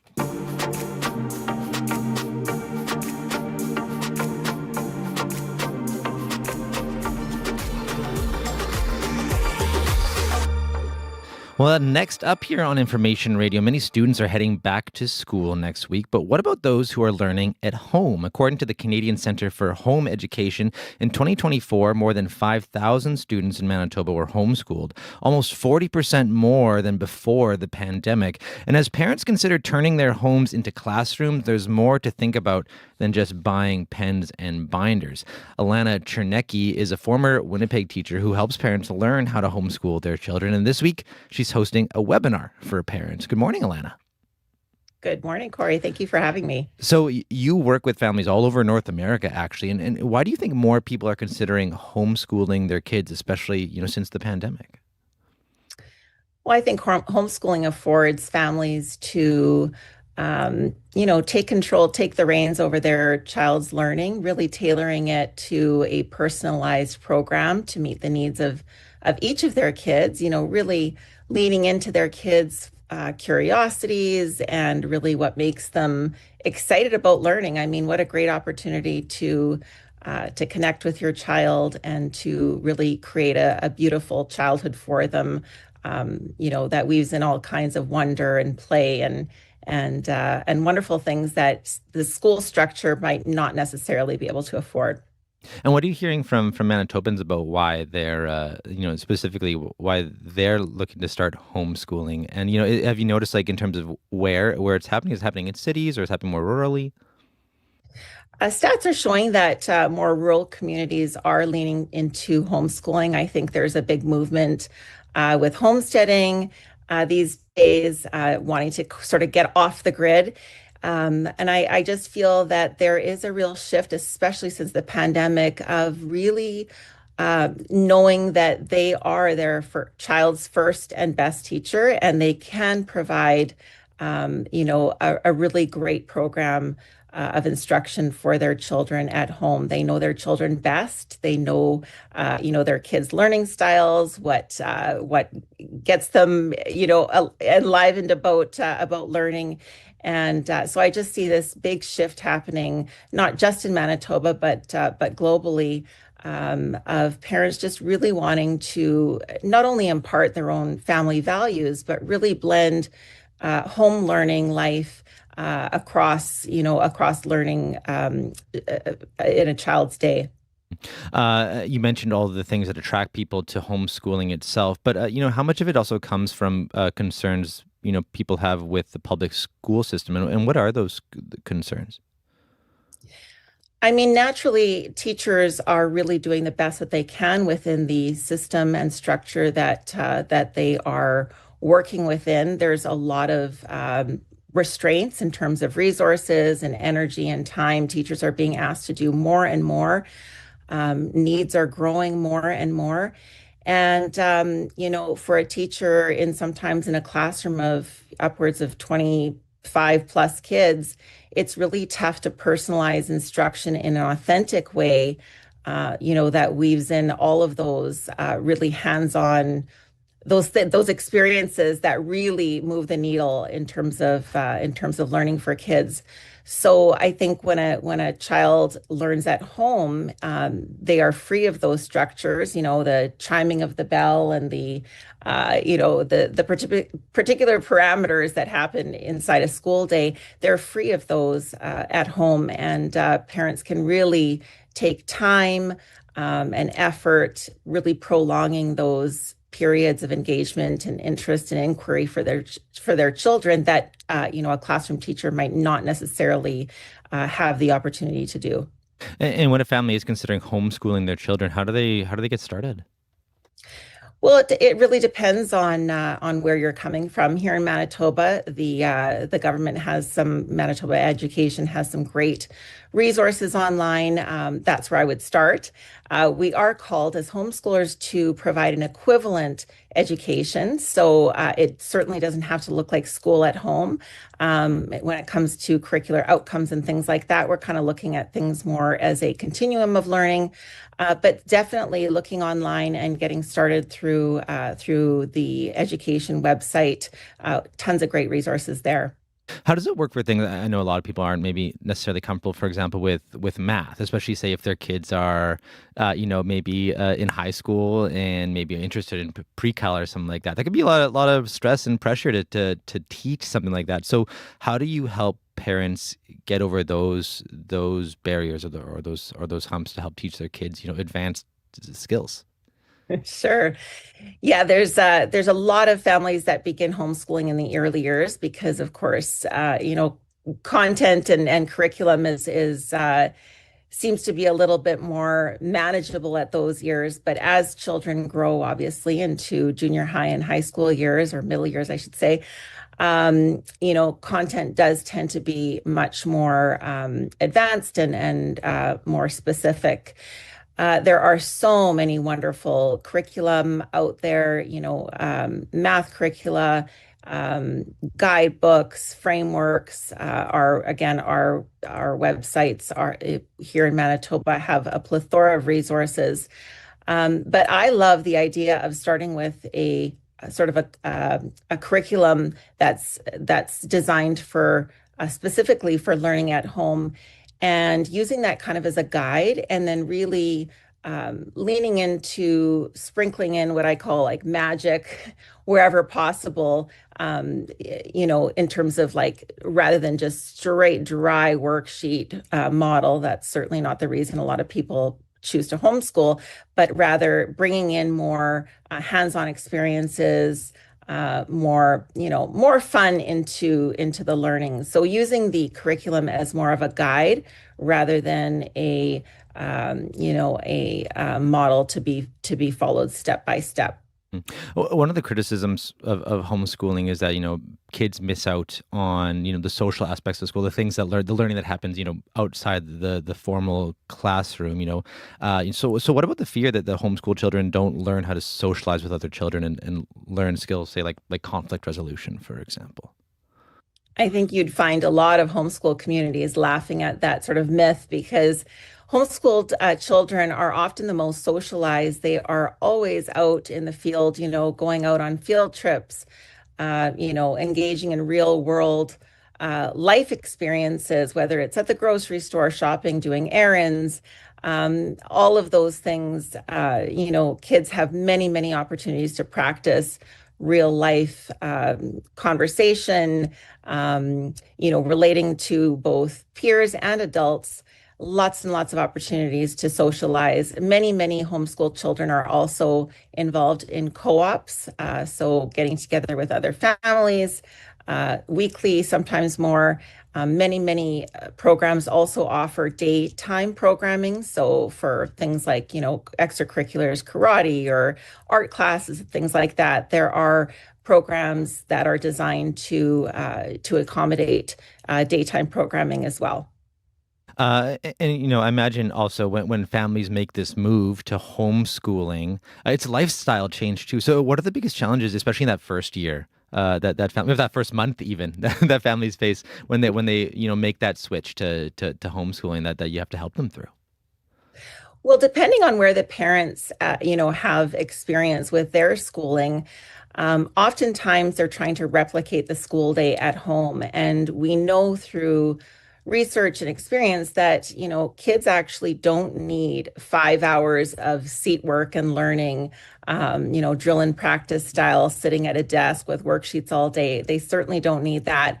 In the early years, especially, school can be condensed into an hour and sprinkled throughout the day into real life experiences. So initially, a lot of parents, I think, are overwhelmed by, oh my goodness, what are all the, content, what's all the content and the outcomes that I need to cover and manage, and how am I going to keep up with all the housework and the kids' schedules and nap time and, infant care and all of that. It can be a lot. But once you kind of settle into a rhythm that works for your family, for your family's, routines, it really becomes more embedded into the lifestyle of the family unit, and it just becomes part of the day. Learning is just embedded into everything that they do. So really getting a sense of rhythms and routines, certainly having a sense of where the learning needs to go. So identifying where your child is at and kind of the steps or the continuing path forward for learning in terms of literacy and numeracy and, of course, science and social studies and all those good things, having a sense of those things. Well, Alana, thanks so much for your time this morning. Really appreciate it. My pleasure. Thank you for having me. Alana Chernecki is an education consultant and former teacher. She runs an early years program called Artful Teaching, Joyful Learning. And that's the name of her website, where you can find more information about an upcoming webinar on September 2nd at 8 p.m. It's free, and it's geared to parents of children ages 5 to 7 who want to homeschool their kids. Well, 7:24 right now. And coming up this next half hour on Information Radio. Well, that is a clip of the winning song that came from Bulgaria in this year's Eurovision Song Contest. So will 2027 be Canada's year? It's the first year Canada is participating in that competition. And if you're thinking of putting your name in, we're going to hear some advice from a Manitoban who performed at Eurovision in the 1980s. She was the first Canadian to do it, and she represented Luxembourg, and she got third. So we're going to hear her story coming up this next half hour on Information Radio. But right now, though, let's check in with Scott Rogaire, who's in with a look at morning sports. Hi. Hey, Corey. Are you gonna go put your name in for Eurovision? My musical ability is not what it might be. So, no. Oh, darn. Okay. Well, let's start with baseball, where the Blue Jays were led by their future Hall of Famer. Yes, and you had the feeling, Corey, it was going to be a special day for Max Scherzer in the third inning. While facing Seattle slugger Randy Arozarena, a bee landed on Scherzer's back. As the play-by-play crew mused over whether someone should tell him lest Max gets stung, Scherzer reared back and struck out Arozarena, doing the stinging as he so often has done over his stellar career. He then buzzed through the rest of the Mariners lineup. 10 batters he struck out in all. Manager John Schneider admits he didn't expect to see that. It was like kind of hopping in a time machine a little bit, to be honest with you. You know, you don't really see that from a 42-year-old. I started thinking that way kind of in the fourth, and then you're like, okay, maybe this is just one of those days where he really has it, and he really did. Scherzer surpassed Gaylord Perry yesterday, moving into 9th place in career strikeouts. But it is another list, Corey, he's really intent on moving up over the next month, and that's the one that includes teams hunting for that final wildcard berth. And after sweeping Seattle, the Jays have moved up that list. They sit just 1.5 games back. And wouldn't you know it, it's the team that currently holds down that wildcard spot, the Cleveland Guardians, who they will play next. That series starts tomorrow. And let's move over to tennis now, where another icon of his sport was in the spotlight at the U.S. Open. Yeah, and Novak Djokovic, Corey, playing his first match of the tournament, and it did not go well. Djokovic fell to Argentina's Mariano Navone in a contest that was at times painful to watch. In New York's intense humidity, Djokovic threw up at least once. He grabbed at his left foot several times, which was going through intense cramping. Djokovic swallowed pills brought on court to him by a doctor, and then he had his lower back massage between the 4th and 5th sets, and none of it worked, with the Serbian great falling in a nearly 5-hour-long marathon. Of course, it's frustrating on the court when you're not able to keep up with that level physically, but at the same time, it's something also expected, I guess. It comes with time and with age, but I still enjoy the thrill of competition. I'm going to continue fighting and trying to get to the finals and fight for another trophy at least. But it's going to be a very difficult task. A very difficult task indeed, with Yannick Sinner out with an injury and Carlos Alcaraz back, but having missed the past 4 months with his own health issues. This was the Joker's big chance. At 39 and with the next Grand Slam not until January, you do wonder, Corey, whether this is it in his pursuit of surpassing Margaret Court for the most majors all time. Djokovic's tears after last night's loss suggest as much. In the meantime, one man's misstep is another's opportunity, and the path just became clearer for Montreal's Félix Auger-Aliassime. He'll play his first-round match today against an Australian opponent, which starts at 4 Central Time. And finally here, what else do you have in your eye on after a pretty busy sports weekend? Well, soccer's Hull City. Some pundits, Corey, suggested they'd be the worst side to ever grace the English Premier League. Instead, they've been victorious in their first 2 matches, and it was Canadian Liam Miller getting their latest winning goal. Then you have volleyball, where Canada's women's team won a tournament in the Dominican Republic and thus earned a spot at the LA Olympics. Here's Calgary's Alexa Gray. Since I started on the national team, this has been my lifelong dream. We were so close last quad, and we were heartbroken. But this team it means everything to me, and I'm so happy to represent Canada, and I'm just so overjoyed. I can't even explain the feeling. Yeah, it'll be the first Olympic appearance for Canada's women's volleyballers since the '96 Atlanta Games. And before I head off, some quick football news. The BC Lions did what everybody's doing this year, and that's beat the Ottawa Red Blacks. They're 0-11, ouch. But the Lions have drawn even with the Bombers, as they both won this weekend. BC over Ottawa, and of course Winnipeg, that big victory earlier against Montreal, sitting at 6-5. Thank you very much, Scott. You bet. That's Scott Regehr with your morning sports. And still to come here on Information Radio this next half hour on the show, how a local Indigenous advocate went from protesting against security guards in stores to working alongside them. Her and the owner of a local security company is going to join us on air coming up this next hour on Information Radio, coming up after your CBC News from Manitoba. This is CBC News. Good morning. I'm Heather Wells in Winnipeg. At 7:30, it is 18 degrees. The sun is up, and we are going to see a bit of a wind develop. Southwest 40, gusting to 60, and warmer than seasonal for this last day of August. A high today of 25. The humidex, 29. Well, daylight means investigators will be out in the Elkhorn area this morning assessing damage after a confirmed tornado touchdown last night. Happened around 6:30 in the evening. Environment Canada says it received reports of structural damage near Elkhorn and nearby Kola to see if that was part of the same tornado or if it might have been a second tornado. Kurt Fuchs works in Virden. He was driving home through heavy rain yesterday when he decided to pull off the highway and into Elkhorn, and that is when he saw the damage. I pulled up and parked up by the co-op, and I noticed there's just boards and just like part of a roof. And then I walked up to take a look, and there were several people around, and the manager from the co-op came and said that's part of the shed there. So part of their roof, and it blew right off.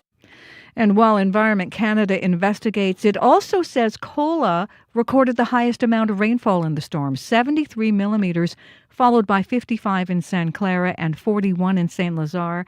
Duck Mountains reporting 37 millimeters of rain last night. Well, changes are coming to Manitoba's sexual education curriculum. It's just not clear what they are. Last week, the government announced an overhaul to the provincial health curriculum, and the Education Ministry confirms sex ed is included in that update. The public, though, won't be able to see the new curriculum until it's published online at the beginning of the school year. Caitlin White is with the Sexuality Education Resource Centre. She hopes to see more open discussions around sexual orientation and gender identity included in these changes. Ultimately, I think that including this kind of material in the curriculum and mandating it will help us create safer and healthier communities. White says the organization was consulted about the curriculum, but they have not yet seen the details. A 24-year-old man suffered serious injuries after a stabbing at a Freshco on Friday. Winnipeg police say the suspect took a number of items from the Sargent Avenue store and tried to leave without paying. When the security guard tried to stop him, officers say there was a struggle and the guard was stabbed. He was treated in hospital. Police arrested a suspect on Saturday. Now, this is the second time in a week a security guard has been attacked. Another is recovering after being stabbed at a Portage Avenue Dollarama in St. James last Tuesday. 3 federal by-elections are happening today. 2 of them in Ontario and BC are in safe Liberal ridings, both held by former cabinet ministers. The third, this one in Quebec's Chicoutimi-Lafiore riding, is a tight race between the Liberals, Bloc Québécois, and the Conservatives. The Conservatives held that seat until Prime Minister Mark Carney appointed MP Richard Martel to the Senate. The Liberals need to win 2 of the 3 by-elections to maintain their majority status in the House of Commons. Near Tibet's border with Nepal, rescue dogs searching a mud-caked pile of rock and debris, but for many, hope of finding survivors is fading. It has been 6 days since flash flooding wiped out entire villages. More than 900 people are dead. More than 4,500 others feared missing in Nepal and Tibet. 31 Canadians are among them, according to the latest Foreign Affairs update.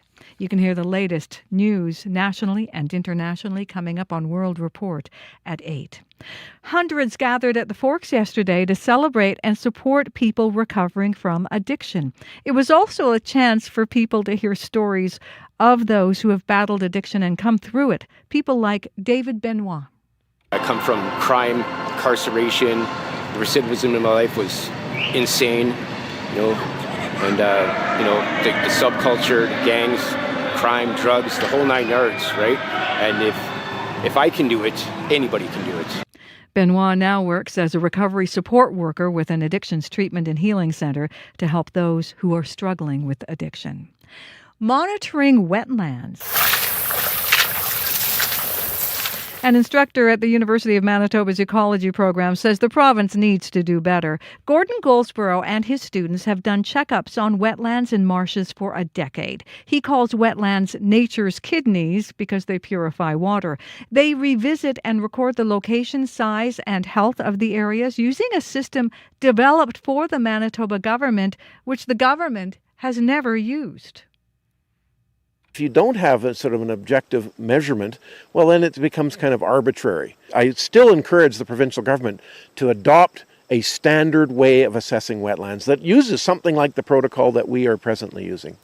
An NDP government spokesperson tells CBC the province doesn't have a program specifically dedicated to wetland monitoring, but does protect the wetlands that have water year-round. You can find the latest news updated throughout your day. Just head to cbc.ca/Manitoba. Thank you very much, Heather. Thank you.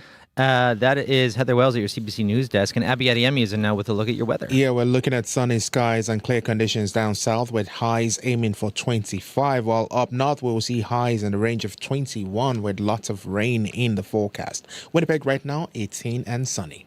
Thank you very much, Abby. As for your commute, pretty quiet overall. School zones, though, do start again tomorrow to be enforced. So you want to slow down to 30 in school zones starting tomorrow. If you see anything else going on, though, today, you can give us a call on the commuter line, 204-788-3093. Well, you've been hearing in the news about a confirmed tornado in Elkhorn, but also we know about very serious storm damage around Kola as well, which is also near the Saskatchewan border, just kind of southwest of Elkhorn. And joining us now on the phone is Kelvin Siemens, who has a farm around Kola, and he's joining us to talk about his experience. Hi there, Kelvin. Good morning. Good morning. Just tell us a little bit about your farm. It received some pretty serious damage. What's the damage like? Well, we lost almost all our buildings. Outside will be a write-off. All your buildings. So what kind of buildings are you talking about? Our house has been spared. Okay. We have a big hay shed that's 60 by 100. It blew away. Really? And what does it look like? Can you just paint a picture for us? What kind of damage? Like how it blew away? Like just gone? It's gone. The roof is gone, and then it hit the barn. We used to be in the PMU. We have a big horse barn that's 40 by 300, and it's all on tilt. I would imagine it will be a write-off too. And have you ever experienced anything like this before at your farm? No. Well, to be honest with you, that hay shed blew away about in 1990. It blew away. Wow. And what was that like for you? Because we know there was a tornado in Elkhorn around 6:30 last night. Where were you when this all happened? Were you in your house watching this happen? We were at home in the house, and it was raining like crazy.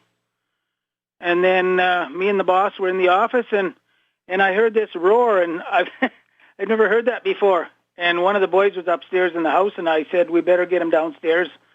And then we started looking out the windows, and it was just pouring. And we could already see the hay shed was gone. And I had a semi-trailer sitting in the yard. It looked like it was going to go over. Wow, and it did. And it's just no, gone. it didn't. Oh, okay. Okay. Just extremely windy. Our house was spared. We have a bunch of animals in and about the yard. They're all okay. But the yard is a mess. Wow. And what does this just mean for you and your farming operation going forward? You mentioned that there's a write-off, but just personally, it sounds like you've been farming there for a while. Yeah. It brings us to a bit of a crossroads. I'm not a young man anymore. And how much do we or will we rebuild? We're basically gone to beef. We're a cow-calf pair. And so these buildings are all still being used to some extent and still functional. And so I'm going to talk to insurance this morning, find out where we're at with them, and then have a family meeting and decide what direction we're going to go. So you're not sure whether it'll be worth rebuilding or not at this point? We will probably rebuild to some extent. I'm not quite ready to give up, but I know obviously you're talking to insurance, but if you were to guess the amount, money-wise, of damage, what would be your guess? Pardon me? In terms of how much the money it's going to cost to rebuild, do you have a guess? No, that I wouldn't even know. Today's current costs have skyrocketed. And because some of our buildings were not used much, we went to a cash value instead of replacement value, which will hurt us. Well, Kelvin, I really appreciate you taking some time this morning. I know you're probably very busy assessing all the damage, and thank you so much for joining us on CBC this morning. Really appreciate it, and all the best with what's ahead for you. Good. Thank you very much. That's Kelvin Siemens. He owns a farm near Kola, Manitoba, which not only saw the most rain last night, but also saw very high winds, obviously, that destroyed his barn. We do know for sure there was a tornado near Elkhorn, Manitoba yesterday, and we're just waiting to confirm whether there was potentially also a tornado in Kola as well. So we're just looking to hear from Environment Canada for confirmation if that was in fact a case there too. Well, right now though, 7:40, we're going to change gears entirely to talk about Eurovision. Submissions open today for Canadians looking to compete in the Eurovision Song Contest in Bulgaria next year. And it's the first time Canada will be taking part in the world-famous competition known for its lavish costumes and theatrical performances. And Canada's participation was made possible since CBC Radio Canada joined the European Broadcasting Corporation this June. But it's not the first time a Canadian will compete in the song contest. A total of 9 Canadians have competed in Eurovision, and Charisse Lawrence from Manitoba was actually the first. She competed in 1986 for Luxembourg and ended up coming in 3rd place with this song, L'amour de ma vie.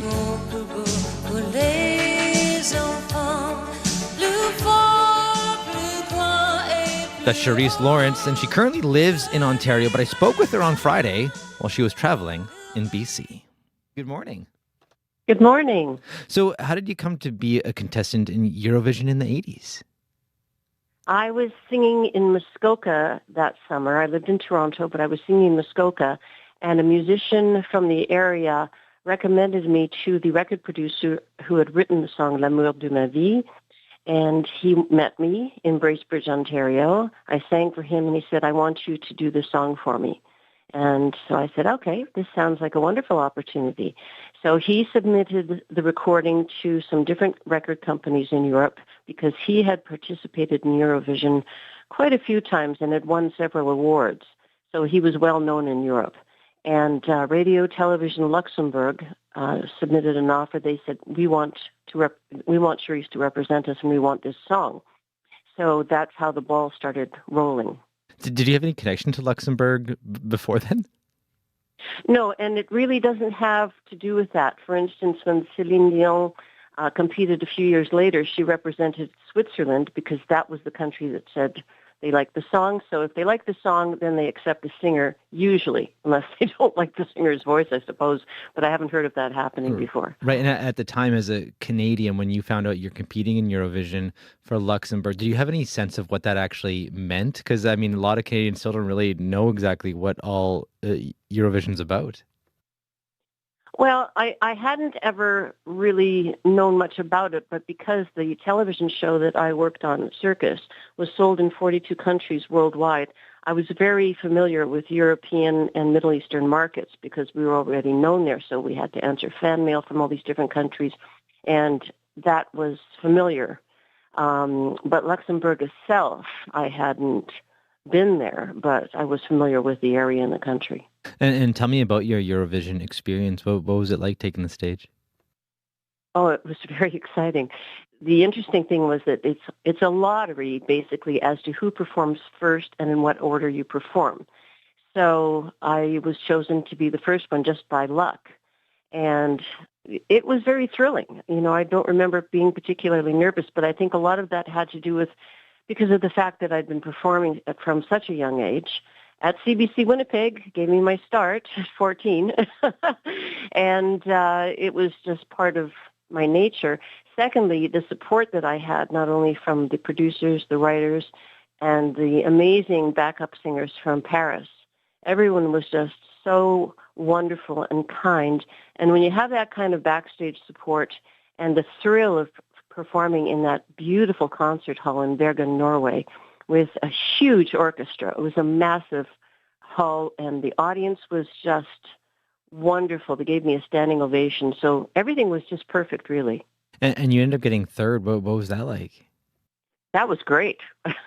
We were very, very pleased with that because we didn't expect it, you know, from someone who's not European to have that result. It was it was very thrilling.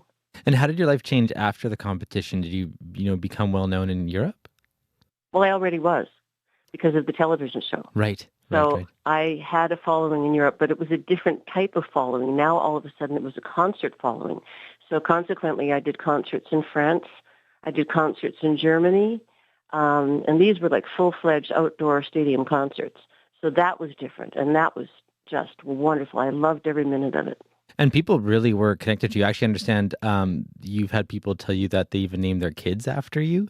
Yes, I know. That's so funny. And I still get some texts, and not texts, but Facebook messages from people that say, I named my daughter. Or one woman in Ireland, she keeps in touch with me, and her name is spelled exactly like mine. And she said, my dad named me after you. So now Eurovision's still extremely popular in Europe and beyond.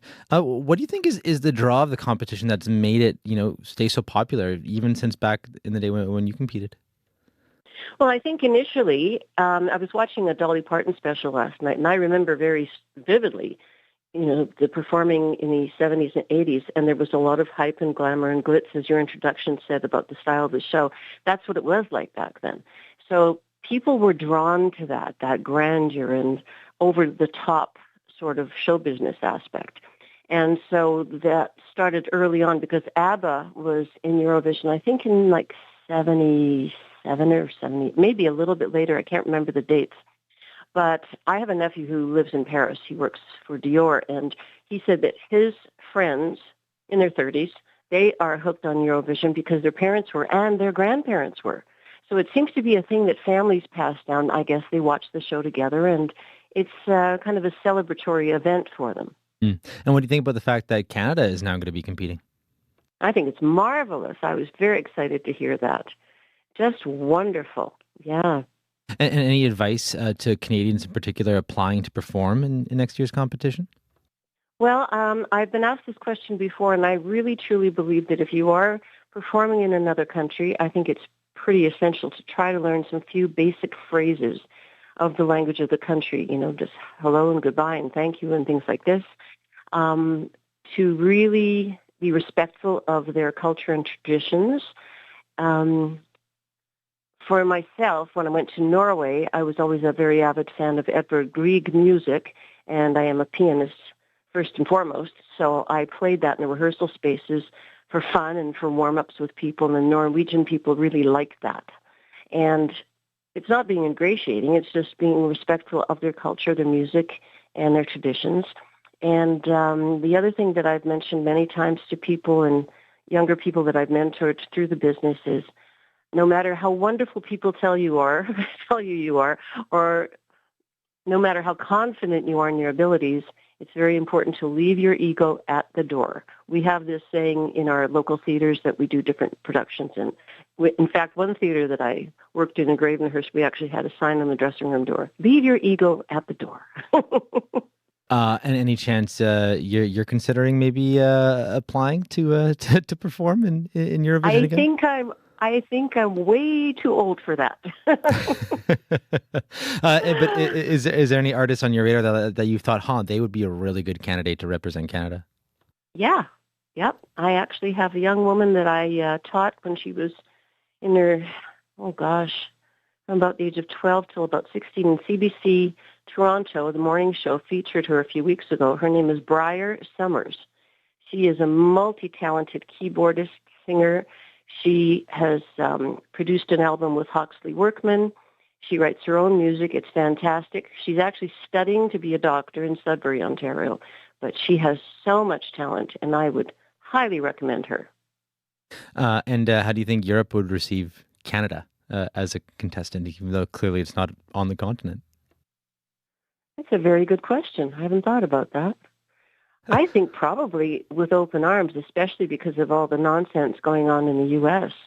Now Canada and Europe are so more closely aligned with each other and standing together against all that nonsense. So I think that, I think Canada's going to be warmed warmly welcomed. Sorry, I'm still a little bit jet lagged getting here from Ontario. All good. Well, Charisse, thank you so much for your time. And I'm sure I look forward, I think, as much as you do, to seeing what comes of Canada's participation in the contest. Yes, I'm really looking forward to it. That's Charisse Lawrence. She's a former Eurovision contestant. She's originally from Manitoba. Charisse had her chance in the 80s, but who would you like to see represent Canada in next year's competition? That's the province-wide call-in question today on Radio Noon. Well, 7:50 right now, and just shifting gears here on this show, there continues to be a lot of discussion about retail theft here in Winnipeg. Now, last week we learned that Winnipeg police will pull their officers out of stores and supermarkets by spring, and a community advocate who has spoken out about racial profiling by Winnipeg police and local security guards is our next guest. Viv Ketchum is an Anishinaabe elder and residential school survivor. In 2022, she shared her story with CBC about being profiled while shopping at a local store. But now she works for a security company. She's an ambassador for Impact Security. Hi there, Viv. Morning. And also in studio with us is Ron DeRico, President and CEO of Impact Security Group. Good morning. Good morning. So, Viv, I do want to start with you. Why did you want to work for a security company? Before I start, I want to mention our frontline community family has lost a warrior, Greg Featherman, tobacco down. Condolences to my family. Yeah, thank you. Yeah, the reason why I wanted to work was to make changes within. I've always done this type of work. It's challenging, but I felt there was a serious need to work from within, not outside.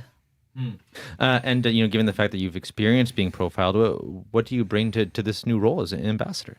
My brown little face, and my life experience of being profiled by security guards, and that, so that I know what it feels like to be profiled, and I wanted to change that. Well, what does it feel like to be profiled in a store? Like you're guilty already when you're walked in the store. You haven't done nothing.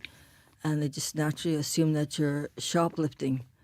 That incident with the police officer a few years ago affected me badly, and that was really hard. Now, Ron, I want to bring you into this. How did you and Viv get connected? Well, Viv has been an active member of the community for many years, as you know.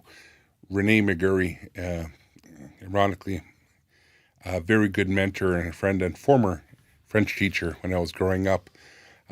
We've always kept in touch, and she's always worked with Indigenous culture. And I've been utilizing her services since 2014 to build the first ever Indigenous training for our security company. We were the pioneers before anyone else in Canada was doing it, and we've been doing it since 2014. But I wanted to take it to another level. And when we had an unfortunate incident earlier this year, which I'm sure a lot of people are aware of. Right, you're talking about the security guard at the Dollarama who police say he used brass knuckles to assault an Indigenous shoplifter and threatened to kill him. Right, so yeah. Unfortunately, that wasn't race motivated, unfortunately, but it's still the perception, the stigma was there, and that was when we put it into high gear. That we were challenged at that point to be better, do better. And we did that, and this is where we created a situation where we had Indigenous ambassadors in the store that worked in truth and transparency, held everyone accountable for the real truth, what was happening in stores. And this is where we had Viv come in, and she's helped procure the program to the next level. So what does that look like? Tell me exactly what that looks like in the store. So Viv, are you right beside the security guard? And how does that work? When they do confront a shoplifter, I'm there. I'm to make sure that they're treated fairly, and if they are arrested, I make sure that it's done in a fair manner, that it's a good, clean arrest, that there's no physical violence, no excess violence, and that. So I do make sure, and I do let the person know that there's an Indigenous person to make. It's hard to talk to them. I wait till everything settles down. Then after that, when they are apprehended, then there's a lot of work to deal with the police, the store manager, and then I'm doing that. And the other thing, if it's done inside with a lot of people around, I do explain to the people around. I'm hearing the negative reactions around me. I don't have time to deal with it. I'm dealing with the situation. Once that settles down, I go and tell the people why I'm there. I'm there to make sure that the security guards behave themselves and treat the shoplifter fairly. I'm here to make sure that everybody's behaves well, and that's what I'm doing. I'm also, that's the other role. I'm telling the people around me what I'm doing and why. Wow. And Ron, what have you noticed in terms of how the security guards themselves have reacted to this new program? Oh, they would reacted positively. I mean, interactions with shoplifters has dropped drastically. Crime in the store has dropped drastically. It's a friendlier environment. People feel safe. People are happy. The stats are bold. It's night and day from where it was 6 months ago. Yeah, what can you give some stats? Like what do you? Well, there's I'd say 80% drop in violence. Definitely a 70% drop in stats for arrests. And that's at stores where your specific business is. That's right. Okay. In this one location alone, it's been speaking. It's a pilot project in this one store. The goal is to expand it across Canada, and the return on investment is staggering. I've never seen stats like this before. Oh, really, eh? And why do you think that there is such a different, Viv? Like in terms, I mean, you tell about like this lower violence. What are you seeing in the stores, and what difference do you see yourself making? Like especially the interaction with the person who potentially is being arrested.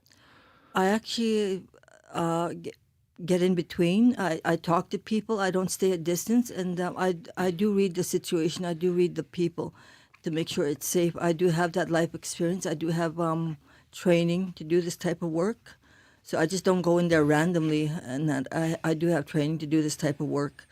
There was one incident, a guy was, he was standing in line and he kept looking at the security guard, and I could tell that things were going to escalate quickly. So I stepped in front of between him and the security guard, and I did tell him to leave, and he kept giving negative remarks to the security guard, but I kept walking him out the door until he got out the door. I stepped in between him so he can look at my face, so he didn't see the security guard. He saw me, and then he just kind of gave his head a shook, and I could seen the look in his face change, and he went out the door quietly. People are kind of surprised that I can go up to these big guys and get them out the door, but I do it when I can read the situation. If it does require security guards, I'll do that. And Ron, before we go, we've got like less than a minute here, but in terms of the rollout, how you want to see this expand based on these stories. When you hear stories like that from Viv, how do you want to see this expand? Well, where I'm going to see it expand is probably in the next year. We'll probably see a team of at least a dozen or so start to facilitate across the provinces. I know there's an appetite for this in Western Canada, especially in Vancouver. They're having a huge problem with similar issues. I know that this problem is prominent in Alberta as well, in Edmonton. So I see that happening as well. It's just, this is how we have to combat it. It's come at it with a different angle. Force for force doesn't work. So let's try empathy and compassion, and let's bring the community together by engaging them head on. Well, both of you, thank you so much for joining us this morning. Really appreciate your time. Okay, thank you. Yeah, you were easy on the eyes too. Thank you. Viv Ketchum is an Anishinaabe elder and residential school survivor and an ambassador for Impact Security. Ron DeRico is the president and CEO of Impact Security. Stay tuned here on Information Radio. RRC Polytech students are back on campus today. We're going to check in with the school's president and CEO to hear what's new this year. So stay tuned for that conversation coming up after World Report. I'm Corey Funk, in for Marcy Maracusa. We'll see you then.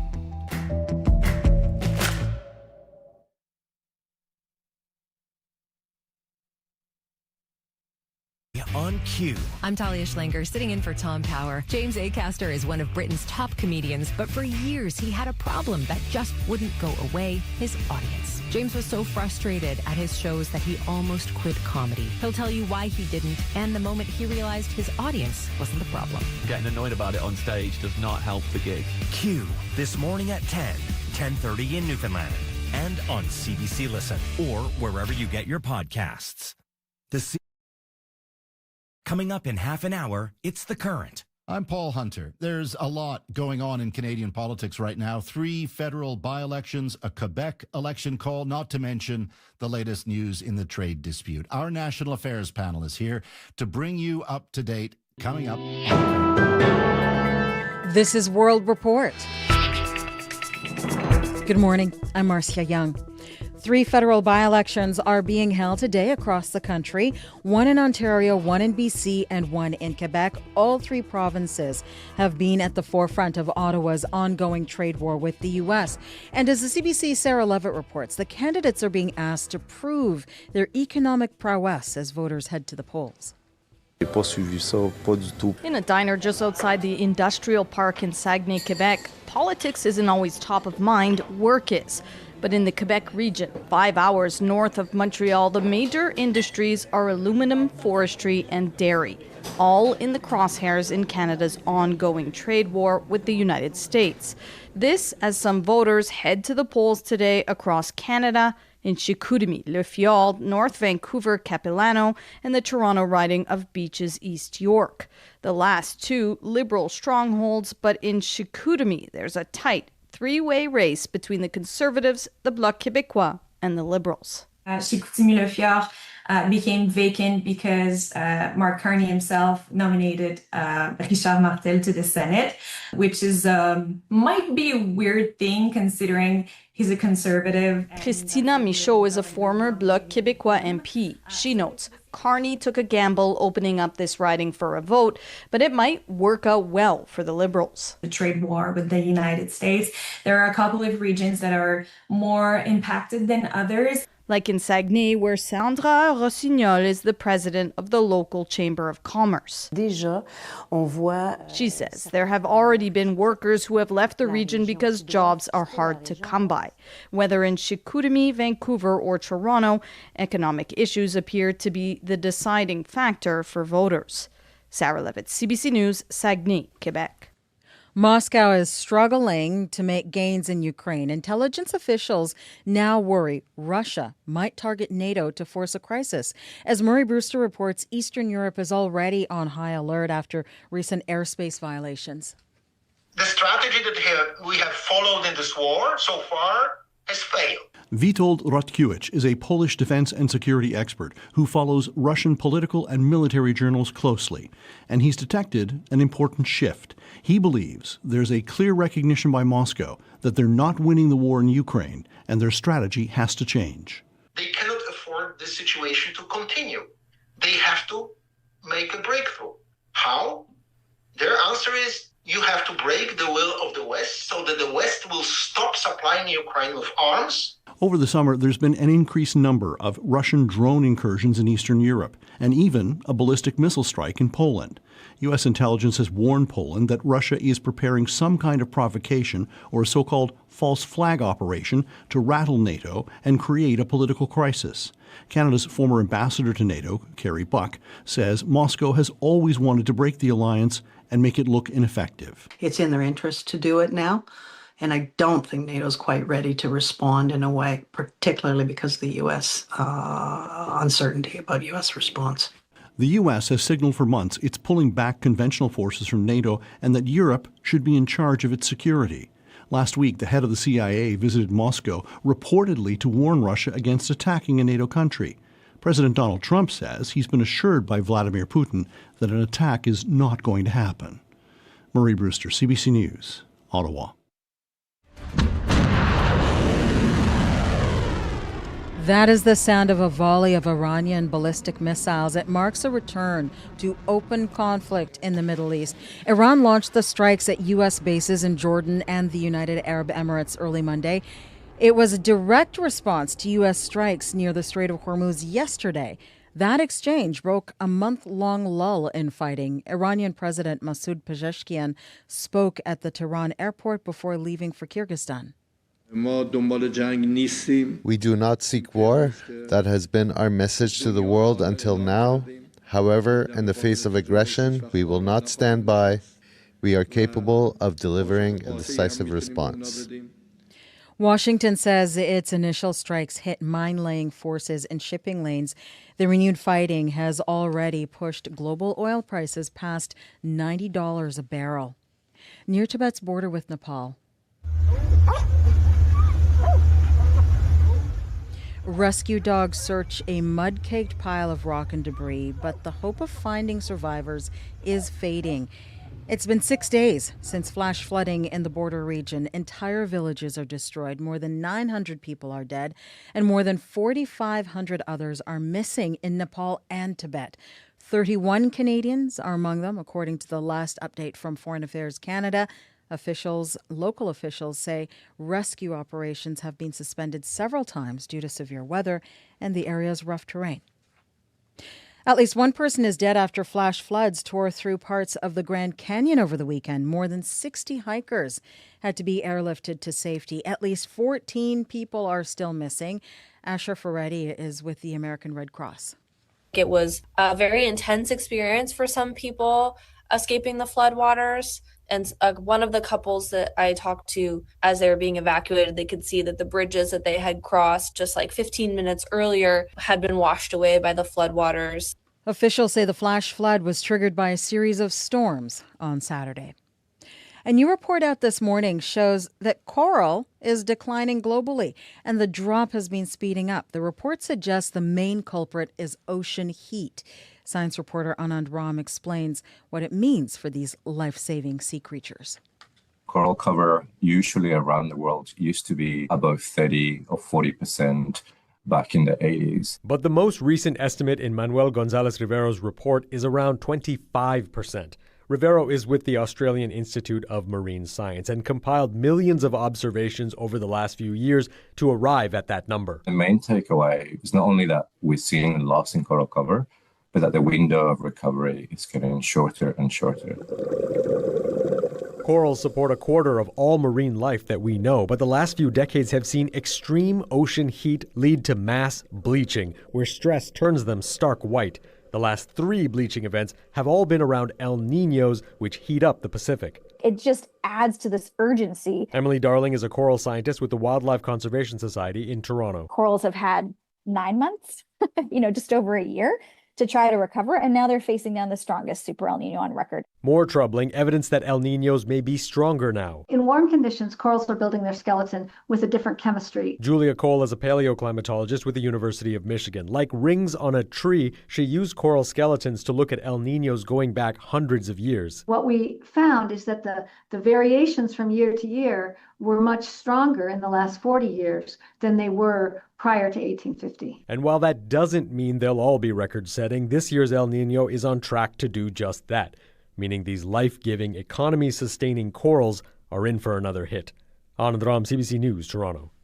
And finally, the search is officially on for Canada's first ever Eurovision performer. Musicians have just 10 days to submit their audition tapes. Helen Searchner has details on what organizers are looking for. Baby No Money will be trying to run for Canada. Vancouver rapper Baby No Money told a crowd he wants in. Montreal singer Rev says she's a huge Eurovision fan and also wants to be considered. You'll have more eyeballs on you than the Super Bowl halftime show. Jennifer Detman is CBC Radio Canada's head of delegation for the Eurovision Song Contest.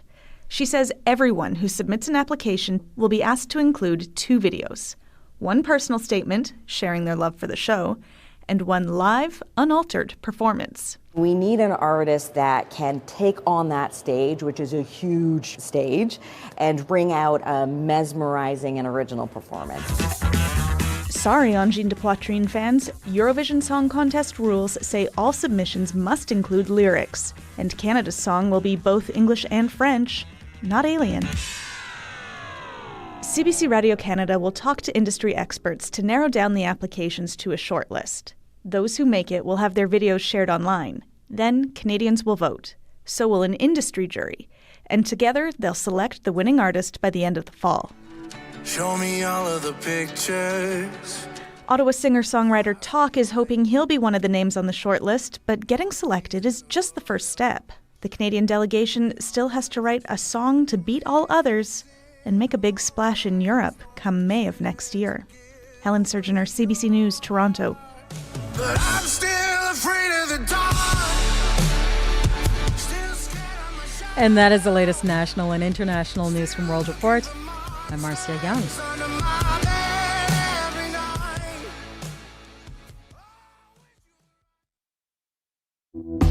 You never know. Maybe it can be someone from Manitoba, too. You can apply starting today. Well, you're listening to Information Radio here on CBC Radio One. I'm Corey Funk, in for Marcy Marcusa. Happy Monday, the last day of August. Is it the end of summer? Not officially, but it kind of feels like it. And I'm going to use the B word here. I'm talking about back to school. Coming up this half hour on the show, we're going to hear from the president and CEO of RRC Polytech as they kick off another school year. More on what enrollment is looking like and what programs they've taken over from MITT after its closure. So we're going to hear about this big year ahead for RRC Polytech coming up right here on Information Radio. Stay tuned.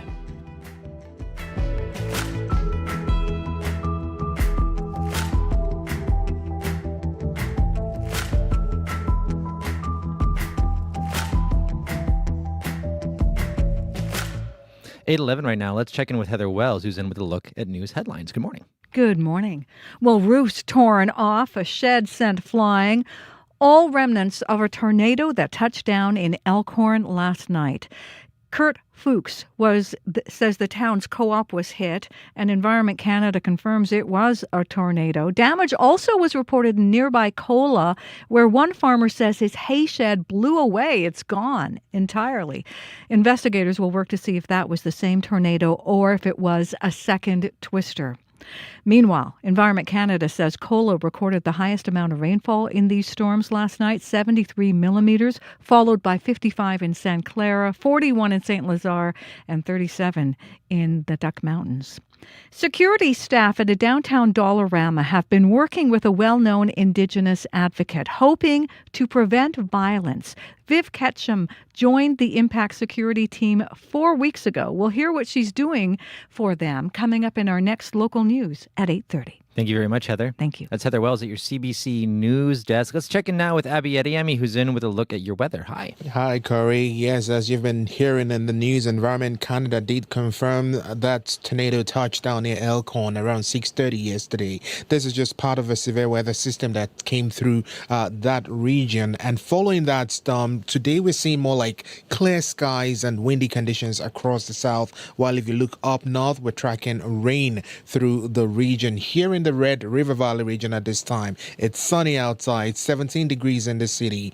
We saw some foggy conditions earlier. That should clear, and then we'll see some breezy to windy conditions coming from the southwest developing as you get into the afternoon with a humid high of 25. And if you look across most of the southern regions, we're seeing temperatures from 13 in the Brandon area to 19 in the Gimli area. And from the Pembina Valley region all the way to the Interlake, we'll see sunny skies to clear skies with windy conditions coming later in the day. And of course, there's a good chance of afternoon showers in the Brandon and Dauphin area with highs climbing close to 25. But up north, it is wet. We have rain falling in most regions up north as we speak. Winnipeg right now, 17 degrees and sunny. Thank you very much, Abby. Thank you. Sierra Sanders in now with a look at your commute. Hi.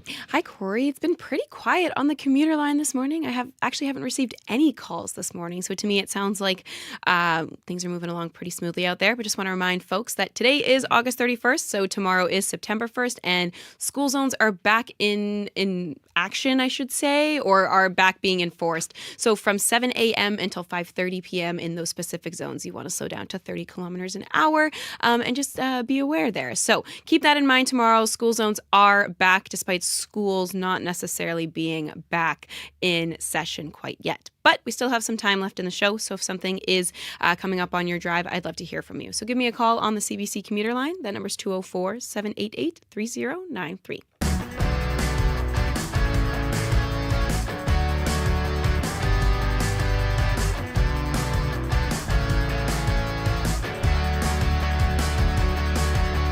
Well, Well, yes, as mentioned, it is the last day of August, and while most students have one more week of summer break, many students will be back in the hallways of Red River College Polytechnic today, and they've expanded their campuses into South Winnipeg. And Fred Meyer is the president and CEO of RRC Polytechnic. He joins us now. Good morning. Good morning. How are you doing today? Good, good, good. How are you? It's the first day of school. How's your first day of school jitters going? Exactly. It's excitement more than it is jitters. Yeah, it's always our biggest days, beginning of classes, and in fact, they start on Tuesday. So tomorrow will be the first day everybody's sort of in classes. There's some orientation that's happening today, so we see the activity on our campuses is much higher today than it's been in the past. So I'm very curious what enrollment's looking like this year because, of course, there's always, there's the issue of less international students, but also you've taken over courses from MITT, you've got a new campus. So what does enrollment look like this year compared to last year? Yeah, and I think you touched on it at the very beginning, the trends that you've spoken about where, stronger domestic enrollment, which we're seeing this year, versus the declining international student numbers, which we've seen over the last couple of years now because of the changes to the federal policies around bringing international students into Canada. And so those trends are holding strong. We're seeing that domestic growth is up and strong. So we're seeing an increase overall about 3% for our domestic students and a decline on the international side. And then, you touched on our new South Winnipeg campus. So this is part of the transition of MITT into RRC Polytech. And we have been going through a lot of work over the summer months to get us ready for the first offering of programs by RRC Polytech this fall. And enrollment's very strong. So we have almost 400 students enrolled at RRC Polytech that'll be entering 14 new credential programs that we have in South Winnipeg. And I do want to talk more about that program, that new campus, and a few other things. But first, I actually am also curious too. You said so uptick 3% in domestic student enrollment. Is that enough to compensate? Because obviously, international students generally pay more in tuition. Financially speaking, what does that mean right now for RRC Polytech? Yeah, you're exactly right about that. It doesn't offset it. I mean, we're still going through some adjustments, and last year we had to make some adjustments to some of our programming and support around that as well. So it isn't an offset. I mean, when you lose international students, there's higher tuition that's paid per student than there is for domestic students. And so, we've had to make some changes at RRC Polytech as a result of those overall trends. And listen, it's the same at every post-secondary in Canada. They've been going through these adjustments over the last 18 months, 24 months or so.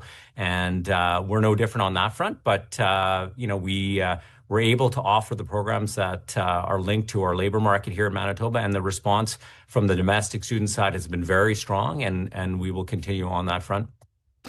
So let's talk about this program at this new campus. What are the programs there? Yeah, so we call it our South Winnipeg campus. You would have seen it on Henlow, that's in South Winnipeg that MITT ran previously. That's the main campus. There's some other buildings and area offerings in the area as well, all the way down to Pembina. And it's a grouping of 14 different programs. Some of those are actually new for RRC Polytech, so we're very excited to offer those. Programs like pharmacy technician and medical rehabilitation assistant, those are new programs for us, and even a program in hairstyling as well. So continuing on the demand that MITT had for those programs and folding them into what we offer at RRC Polytech is what's happening at South Winnipeg. And there's actually, you're starting to see some of the influences of RRC Polytech as well. We're starting to offer cybersecurity programs in South Winnipeg as well. And in fact, it's an area that's rapidly growing in our institution. It's a program that we offered in our downtown campus in the Exchange District, and a program that we just started last fall in 2025, where we offered one cohort. The demand was so strong on that program that we offered two in the winter term, and now this fall we're offering 6 cohorts of cybersecurity because of the demand in that program. Wow. Also, RRC Polytech made the decision to merge with MITT when it closed earlier this year, and I believe it's 19 programs that continue on now through RRC Polytech. So, what challenges have there been with kind of merging, those, especially on such a short notice in a lot of ways? Yeah, the transition, I mean, it's like any two organizations that we brought together. I mean, there's always challenges, but I'll tell you the staff at MITT and the leadership there and the leadership and staff at RRC Polytech were very focused on one thing, and that's making sure that our students had the supports necessary to either continue their programs, because some of them were in the middle of an MITT program, or that they were able to step into as a new student into an RRC Polytech program really seamlessly. And the teams here have done remarkable work on making sure that happens. The two organizations are still going to exist for a period of time, because the students that were part of MITT need to continue as part of a teach-out program. And so they will continue in their programs and graduate with an MITT credential until those students are completed. And then at the same time, we're building up the amount of RRC Polytech students at the campus at the same time. And finally here, we do know AI is a reality teachers, students are dealing with in their everyday lives. At the moment, what does that look like at RRC Polytech? What's the policy that you have around AI? Yeah, I mean, I would say the AI journey started off as very much, how do we prevent students from using the tool to circumvent the normal assessment tools? Like, how do you stop them from having the tool for completing assignments? And really, it's changed a lot as how do we make sure that our students actually have the capability and the skills needed for today's world of work, right? Employers are asking for these skills as well. So many of our programs are starting to look at, doing program reviews, going to their program advisory councils and asking about how AI is changing industry and the demands and skills that are there. One of them that we've said, and I'll go back to an earlier comment, is really this enrollment trend and increase in cybersecurity. As it's becoming easier and easier to, create malware through AI, companies are looking for cybersecurity expertise and skills. And so that demand in our programming is something that we're really seeing as a shift as a result of artificial intelligence. Are there any programs on the opposite end of it where the students or the college itself is worried that those, as career paths are susceptible to AI? And are you thinking about how to adjust programming around that? Yeah, another great question. And what we're seeing as well, and it's early days, and we're starting to establish data gathering on this one, but it's affecting choice. And so what we're seeing is a number of reports coming out saying types of careers will be impacted into the future related to artificial intelligence. And, I'll take just a simple one around, computer programming, for example. And we have a program that, does that. And what we're seeing is that students are starting to ask questions about what is the future of a career in that area. And so the enrollment trends that I spoke about, I think, are as a result of AI and its influence on choice. And that is that, sort of softer demand in that program and stronger demand on the cyber one. So we're starting to see some of these trends, and that really comes from the reports around, how AI will disrupt labor markets in the future and specific jobs as well. Well, Fred, thanks so much for joining us, and all the best as the school year kicks off. Well, thank you very much. Have a great day. Fred Meyer is president and CEO of Red River College Polytechnic here in Winnipeg. I'm Michelle McDougall, your local reporter for CBC Manitoba in Brandon. You're listening to CBC Radio One. Well, speaking of things that are changing, it's one of those things in Winnipeg that for some had become a lunchtime tradition. For decades, DeLuca's on Portage has been serving up their all-you-can-eat pasta lunch at their Portage Avenue location. But today, the all-you-can-eat option will be off the menu. CBC's Jim Agapito went to DeLuca's to hear why it's ending and how people feel about it through their mouthfuls of penne. My name is Paulo DeLuca. I'm co-owner of DeLuca Brothers. 1969 is when we opened. The restaurant came in just after, and then the lunch has been all you can eat to draw people in and have them try all our quality ingredients. So unfortunately, we're ending the all you can eat pasta dish because the feasibility just wasn't there. That's so sad. We really enjoy it. It's our little tradition. Oh, that's really sad to hear. We really enjoy their pasta. First off, it's gone up in cost, but we're also using the highest end ingredients. So we use Parmigiano Reggiano in all our pastas. We use our DeLuca olive oil, which is a single origin olive oil. Still stone cold press, which again is an expensive olive oil. All our pastas we're using are either the DeLuca branded or the Rumo brand pasta, which is one of the best pastas in Europe, using only European wheat. So we're using all the top ingredients. Obviously, we're in the midst of what could be a trade war with the United States. How does that impact a place like DeLuca's? You know what? We've been fortunate. We've always dealt with local, so all our produce, all our vegetables come with local when we can. So very minimally, all our European products comes from Italy, Spain, France, all our cheeses. So you know, it's affected us mainly right now. What has affected us is the shipping costs, the gasoline prices, which again increases the price of our product that we're bringing in. Brian K. Wortley. I used to work next door at CJOB. Of course, this was our go-to place for lunch, right? So it's been at least 15 years. I didn't know it was an all-you-can-eat pasta. I've been coming here 15 years. As you can see, I could never finish it. My first plate. My name is Devin Verment. My name is Kirsten Remler. I gotta ask, how many plates can both of you eat? Oh boy, if I'm really hungry, probably a full one like that, and then I take a little bit to go to. That's what I hear. I hear the portions are huge. Yes, they're massive, and it's just so good. You know, it's hard to stop. I have a hard time trying to. I can feel so full, but yet I just can't stop eating it. I definitely cannot finish a plate. That's why I have my to-go box ready. Has there been a time where maybe you've had a sporting team or whatnot come here and they've cleared out your all-you-can-eat pasta? Yes, we've plenty of time. So we've had anywhere from the Canadian national volleyball team, Timu Solani and the Jets. A lot of the players still come here for the steak sandwich and the pastas. So we still get a lot of professional athletes coming through these doors. A lot of the football guys. So yeah, they definitely clear out a lot of the pasta, a lot of the sandwiches. But it is definitely a popular place for a lot of the athletic community here. What happens in a situation like that?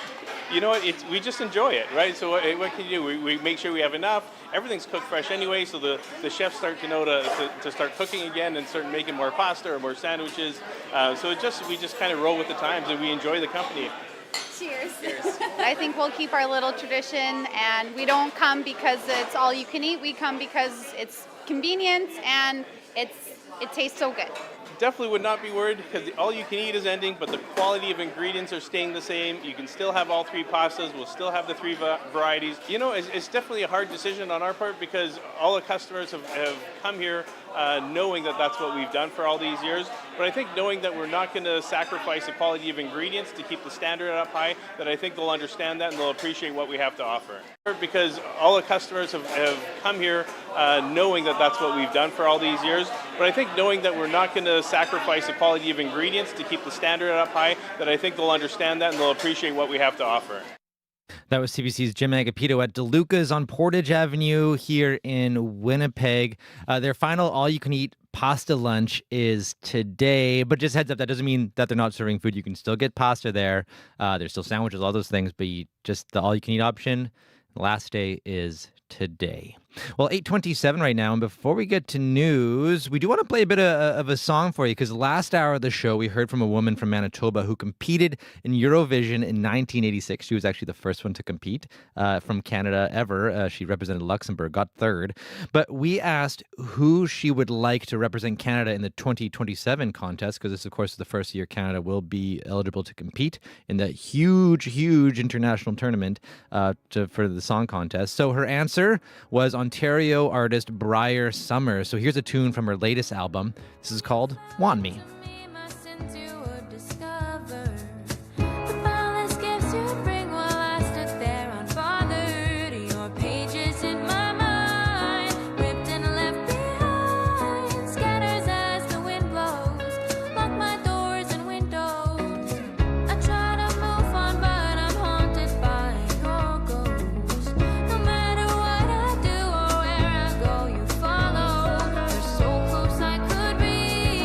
Grabbing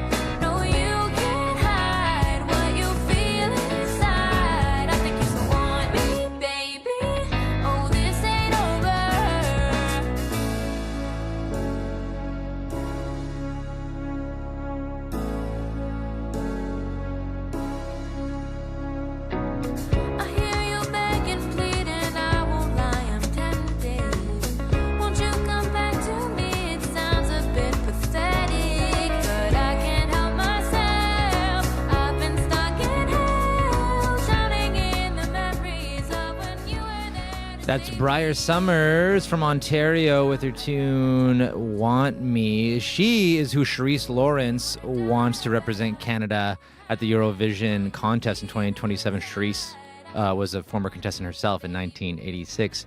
Who do you think, is there a Manitoban who you think could be a good contestant who would represent Canada? Well, who you think would be a great artist? You can give us a call, 204-788-3205. Also, let's get our conversation today on Radio Noon. Right now, though, time for your CBC News from Manitoba.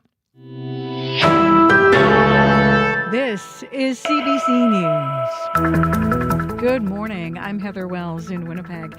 At 8:30, sunny, 17 degrees right now. That wind is going to pick up around noon, southwest 40, gusting to 60. A high today of 25, still warmer than we would normally be for the last day of August. Picking up the pieces after a tornado blew through the Elkhorn area last night. Environment Canada says it happened around 6:30. Kurt Fuchs was driving home from work in Virden through heavy rain when he decided to pull off the highway and stop in Elkhorn. He says he saw broken tree branches and the shed of the co-op was missing part of its roof. Wow, I was really, really shocked. I'd never really seen anything like this, especially in our area, like any towns. I've been hit. You hear about tornadoes in the country, but actually towns and yards, never really heard of it, seen it here. So I was really surprised and shocked. In nearby Kola, Kelvin Seaman says he and his wife were in their house when the storm hit. Me and the boss were in the office, and I heard this roar, and I'd never heard that before. And one of the boys was upstairs in the house, and I said, we better get him downstairs. And then we started looking out the windows, and it was just pouring, and we could already see the hay shed was gone. And I had a semi-trailer sitting in the yard. It looked like it was going to go over. Environment Canada says investigators are working to determine if the Elkhorn twister started in Kola or if there were potentially two tornadoes. It also says Kola recorded the highest amount of rainfall in the storms last night, 73 millimeters, followed by 55 in San Clara and 41 in Saint Lazare. Duck Mountains reported 37 millimeters of rain last night. Now, this is the same area hit by severe storms back in early July. A prominent Indigenous advocate is now overseeing interactions between shoppers and security personnel at a downtown Winnipeg grocery store. It comes months after a guard hit an alleged shoplifter with brass knuckles in the Portage Avenue Dollarama. The firm involved in that February incident, Impact Security, has hired Viv Ketchum.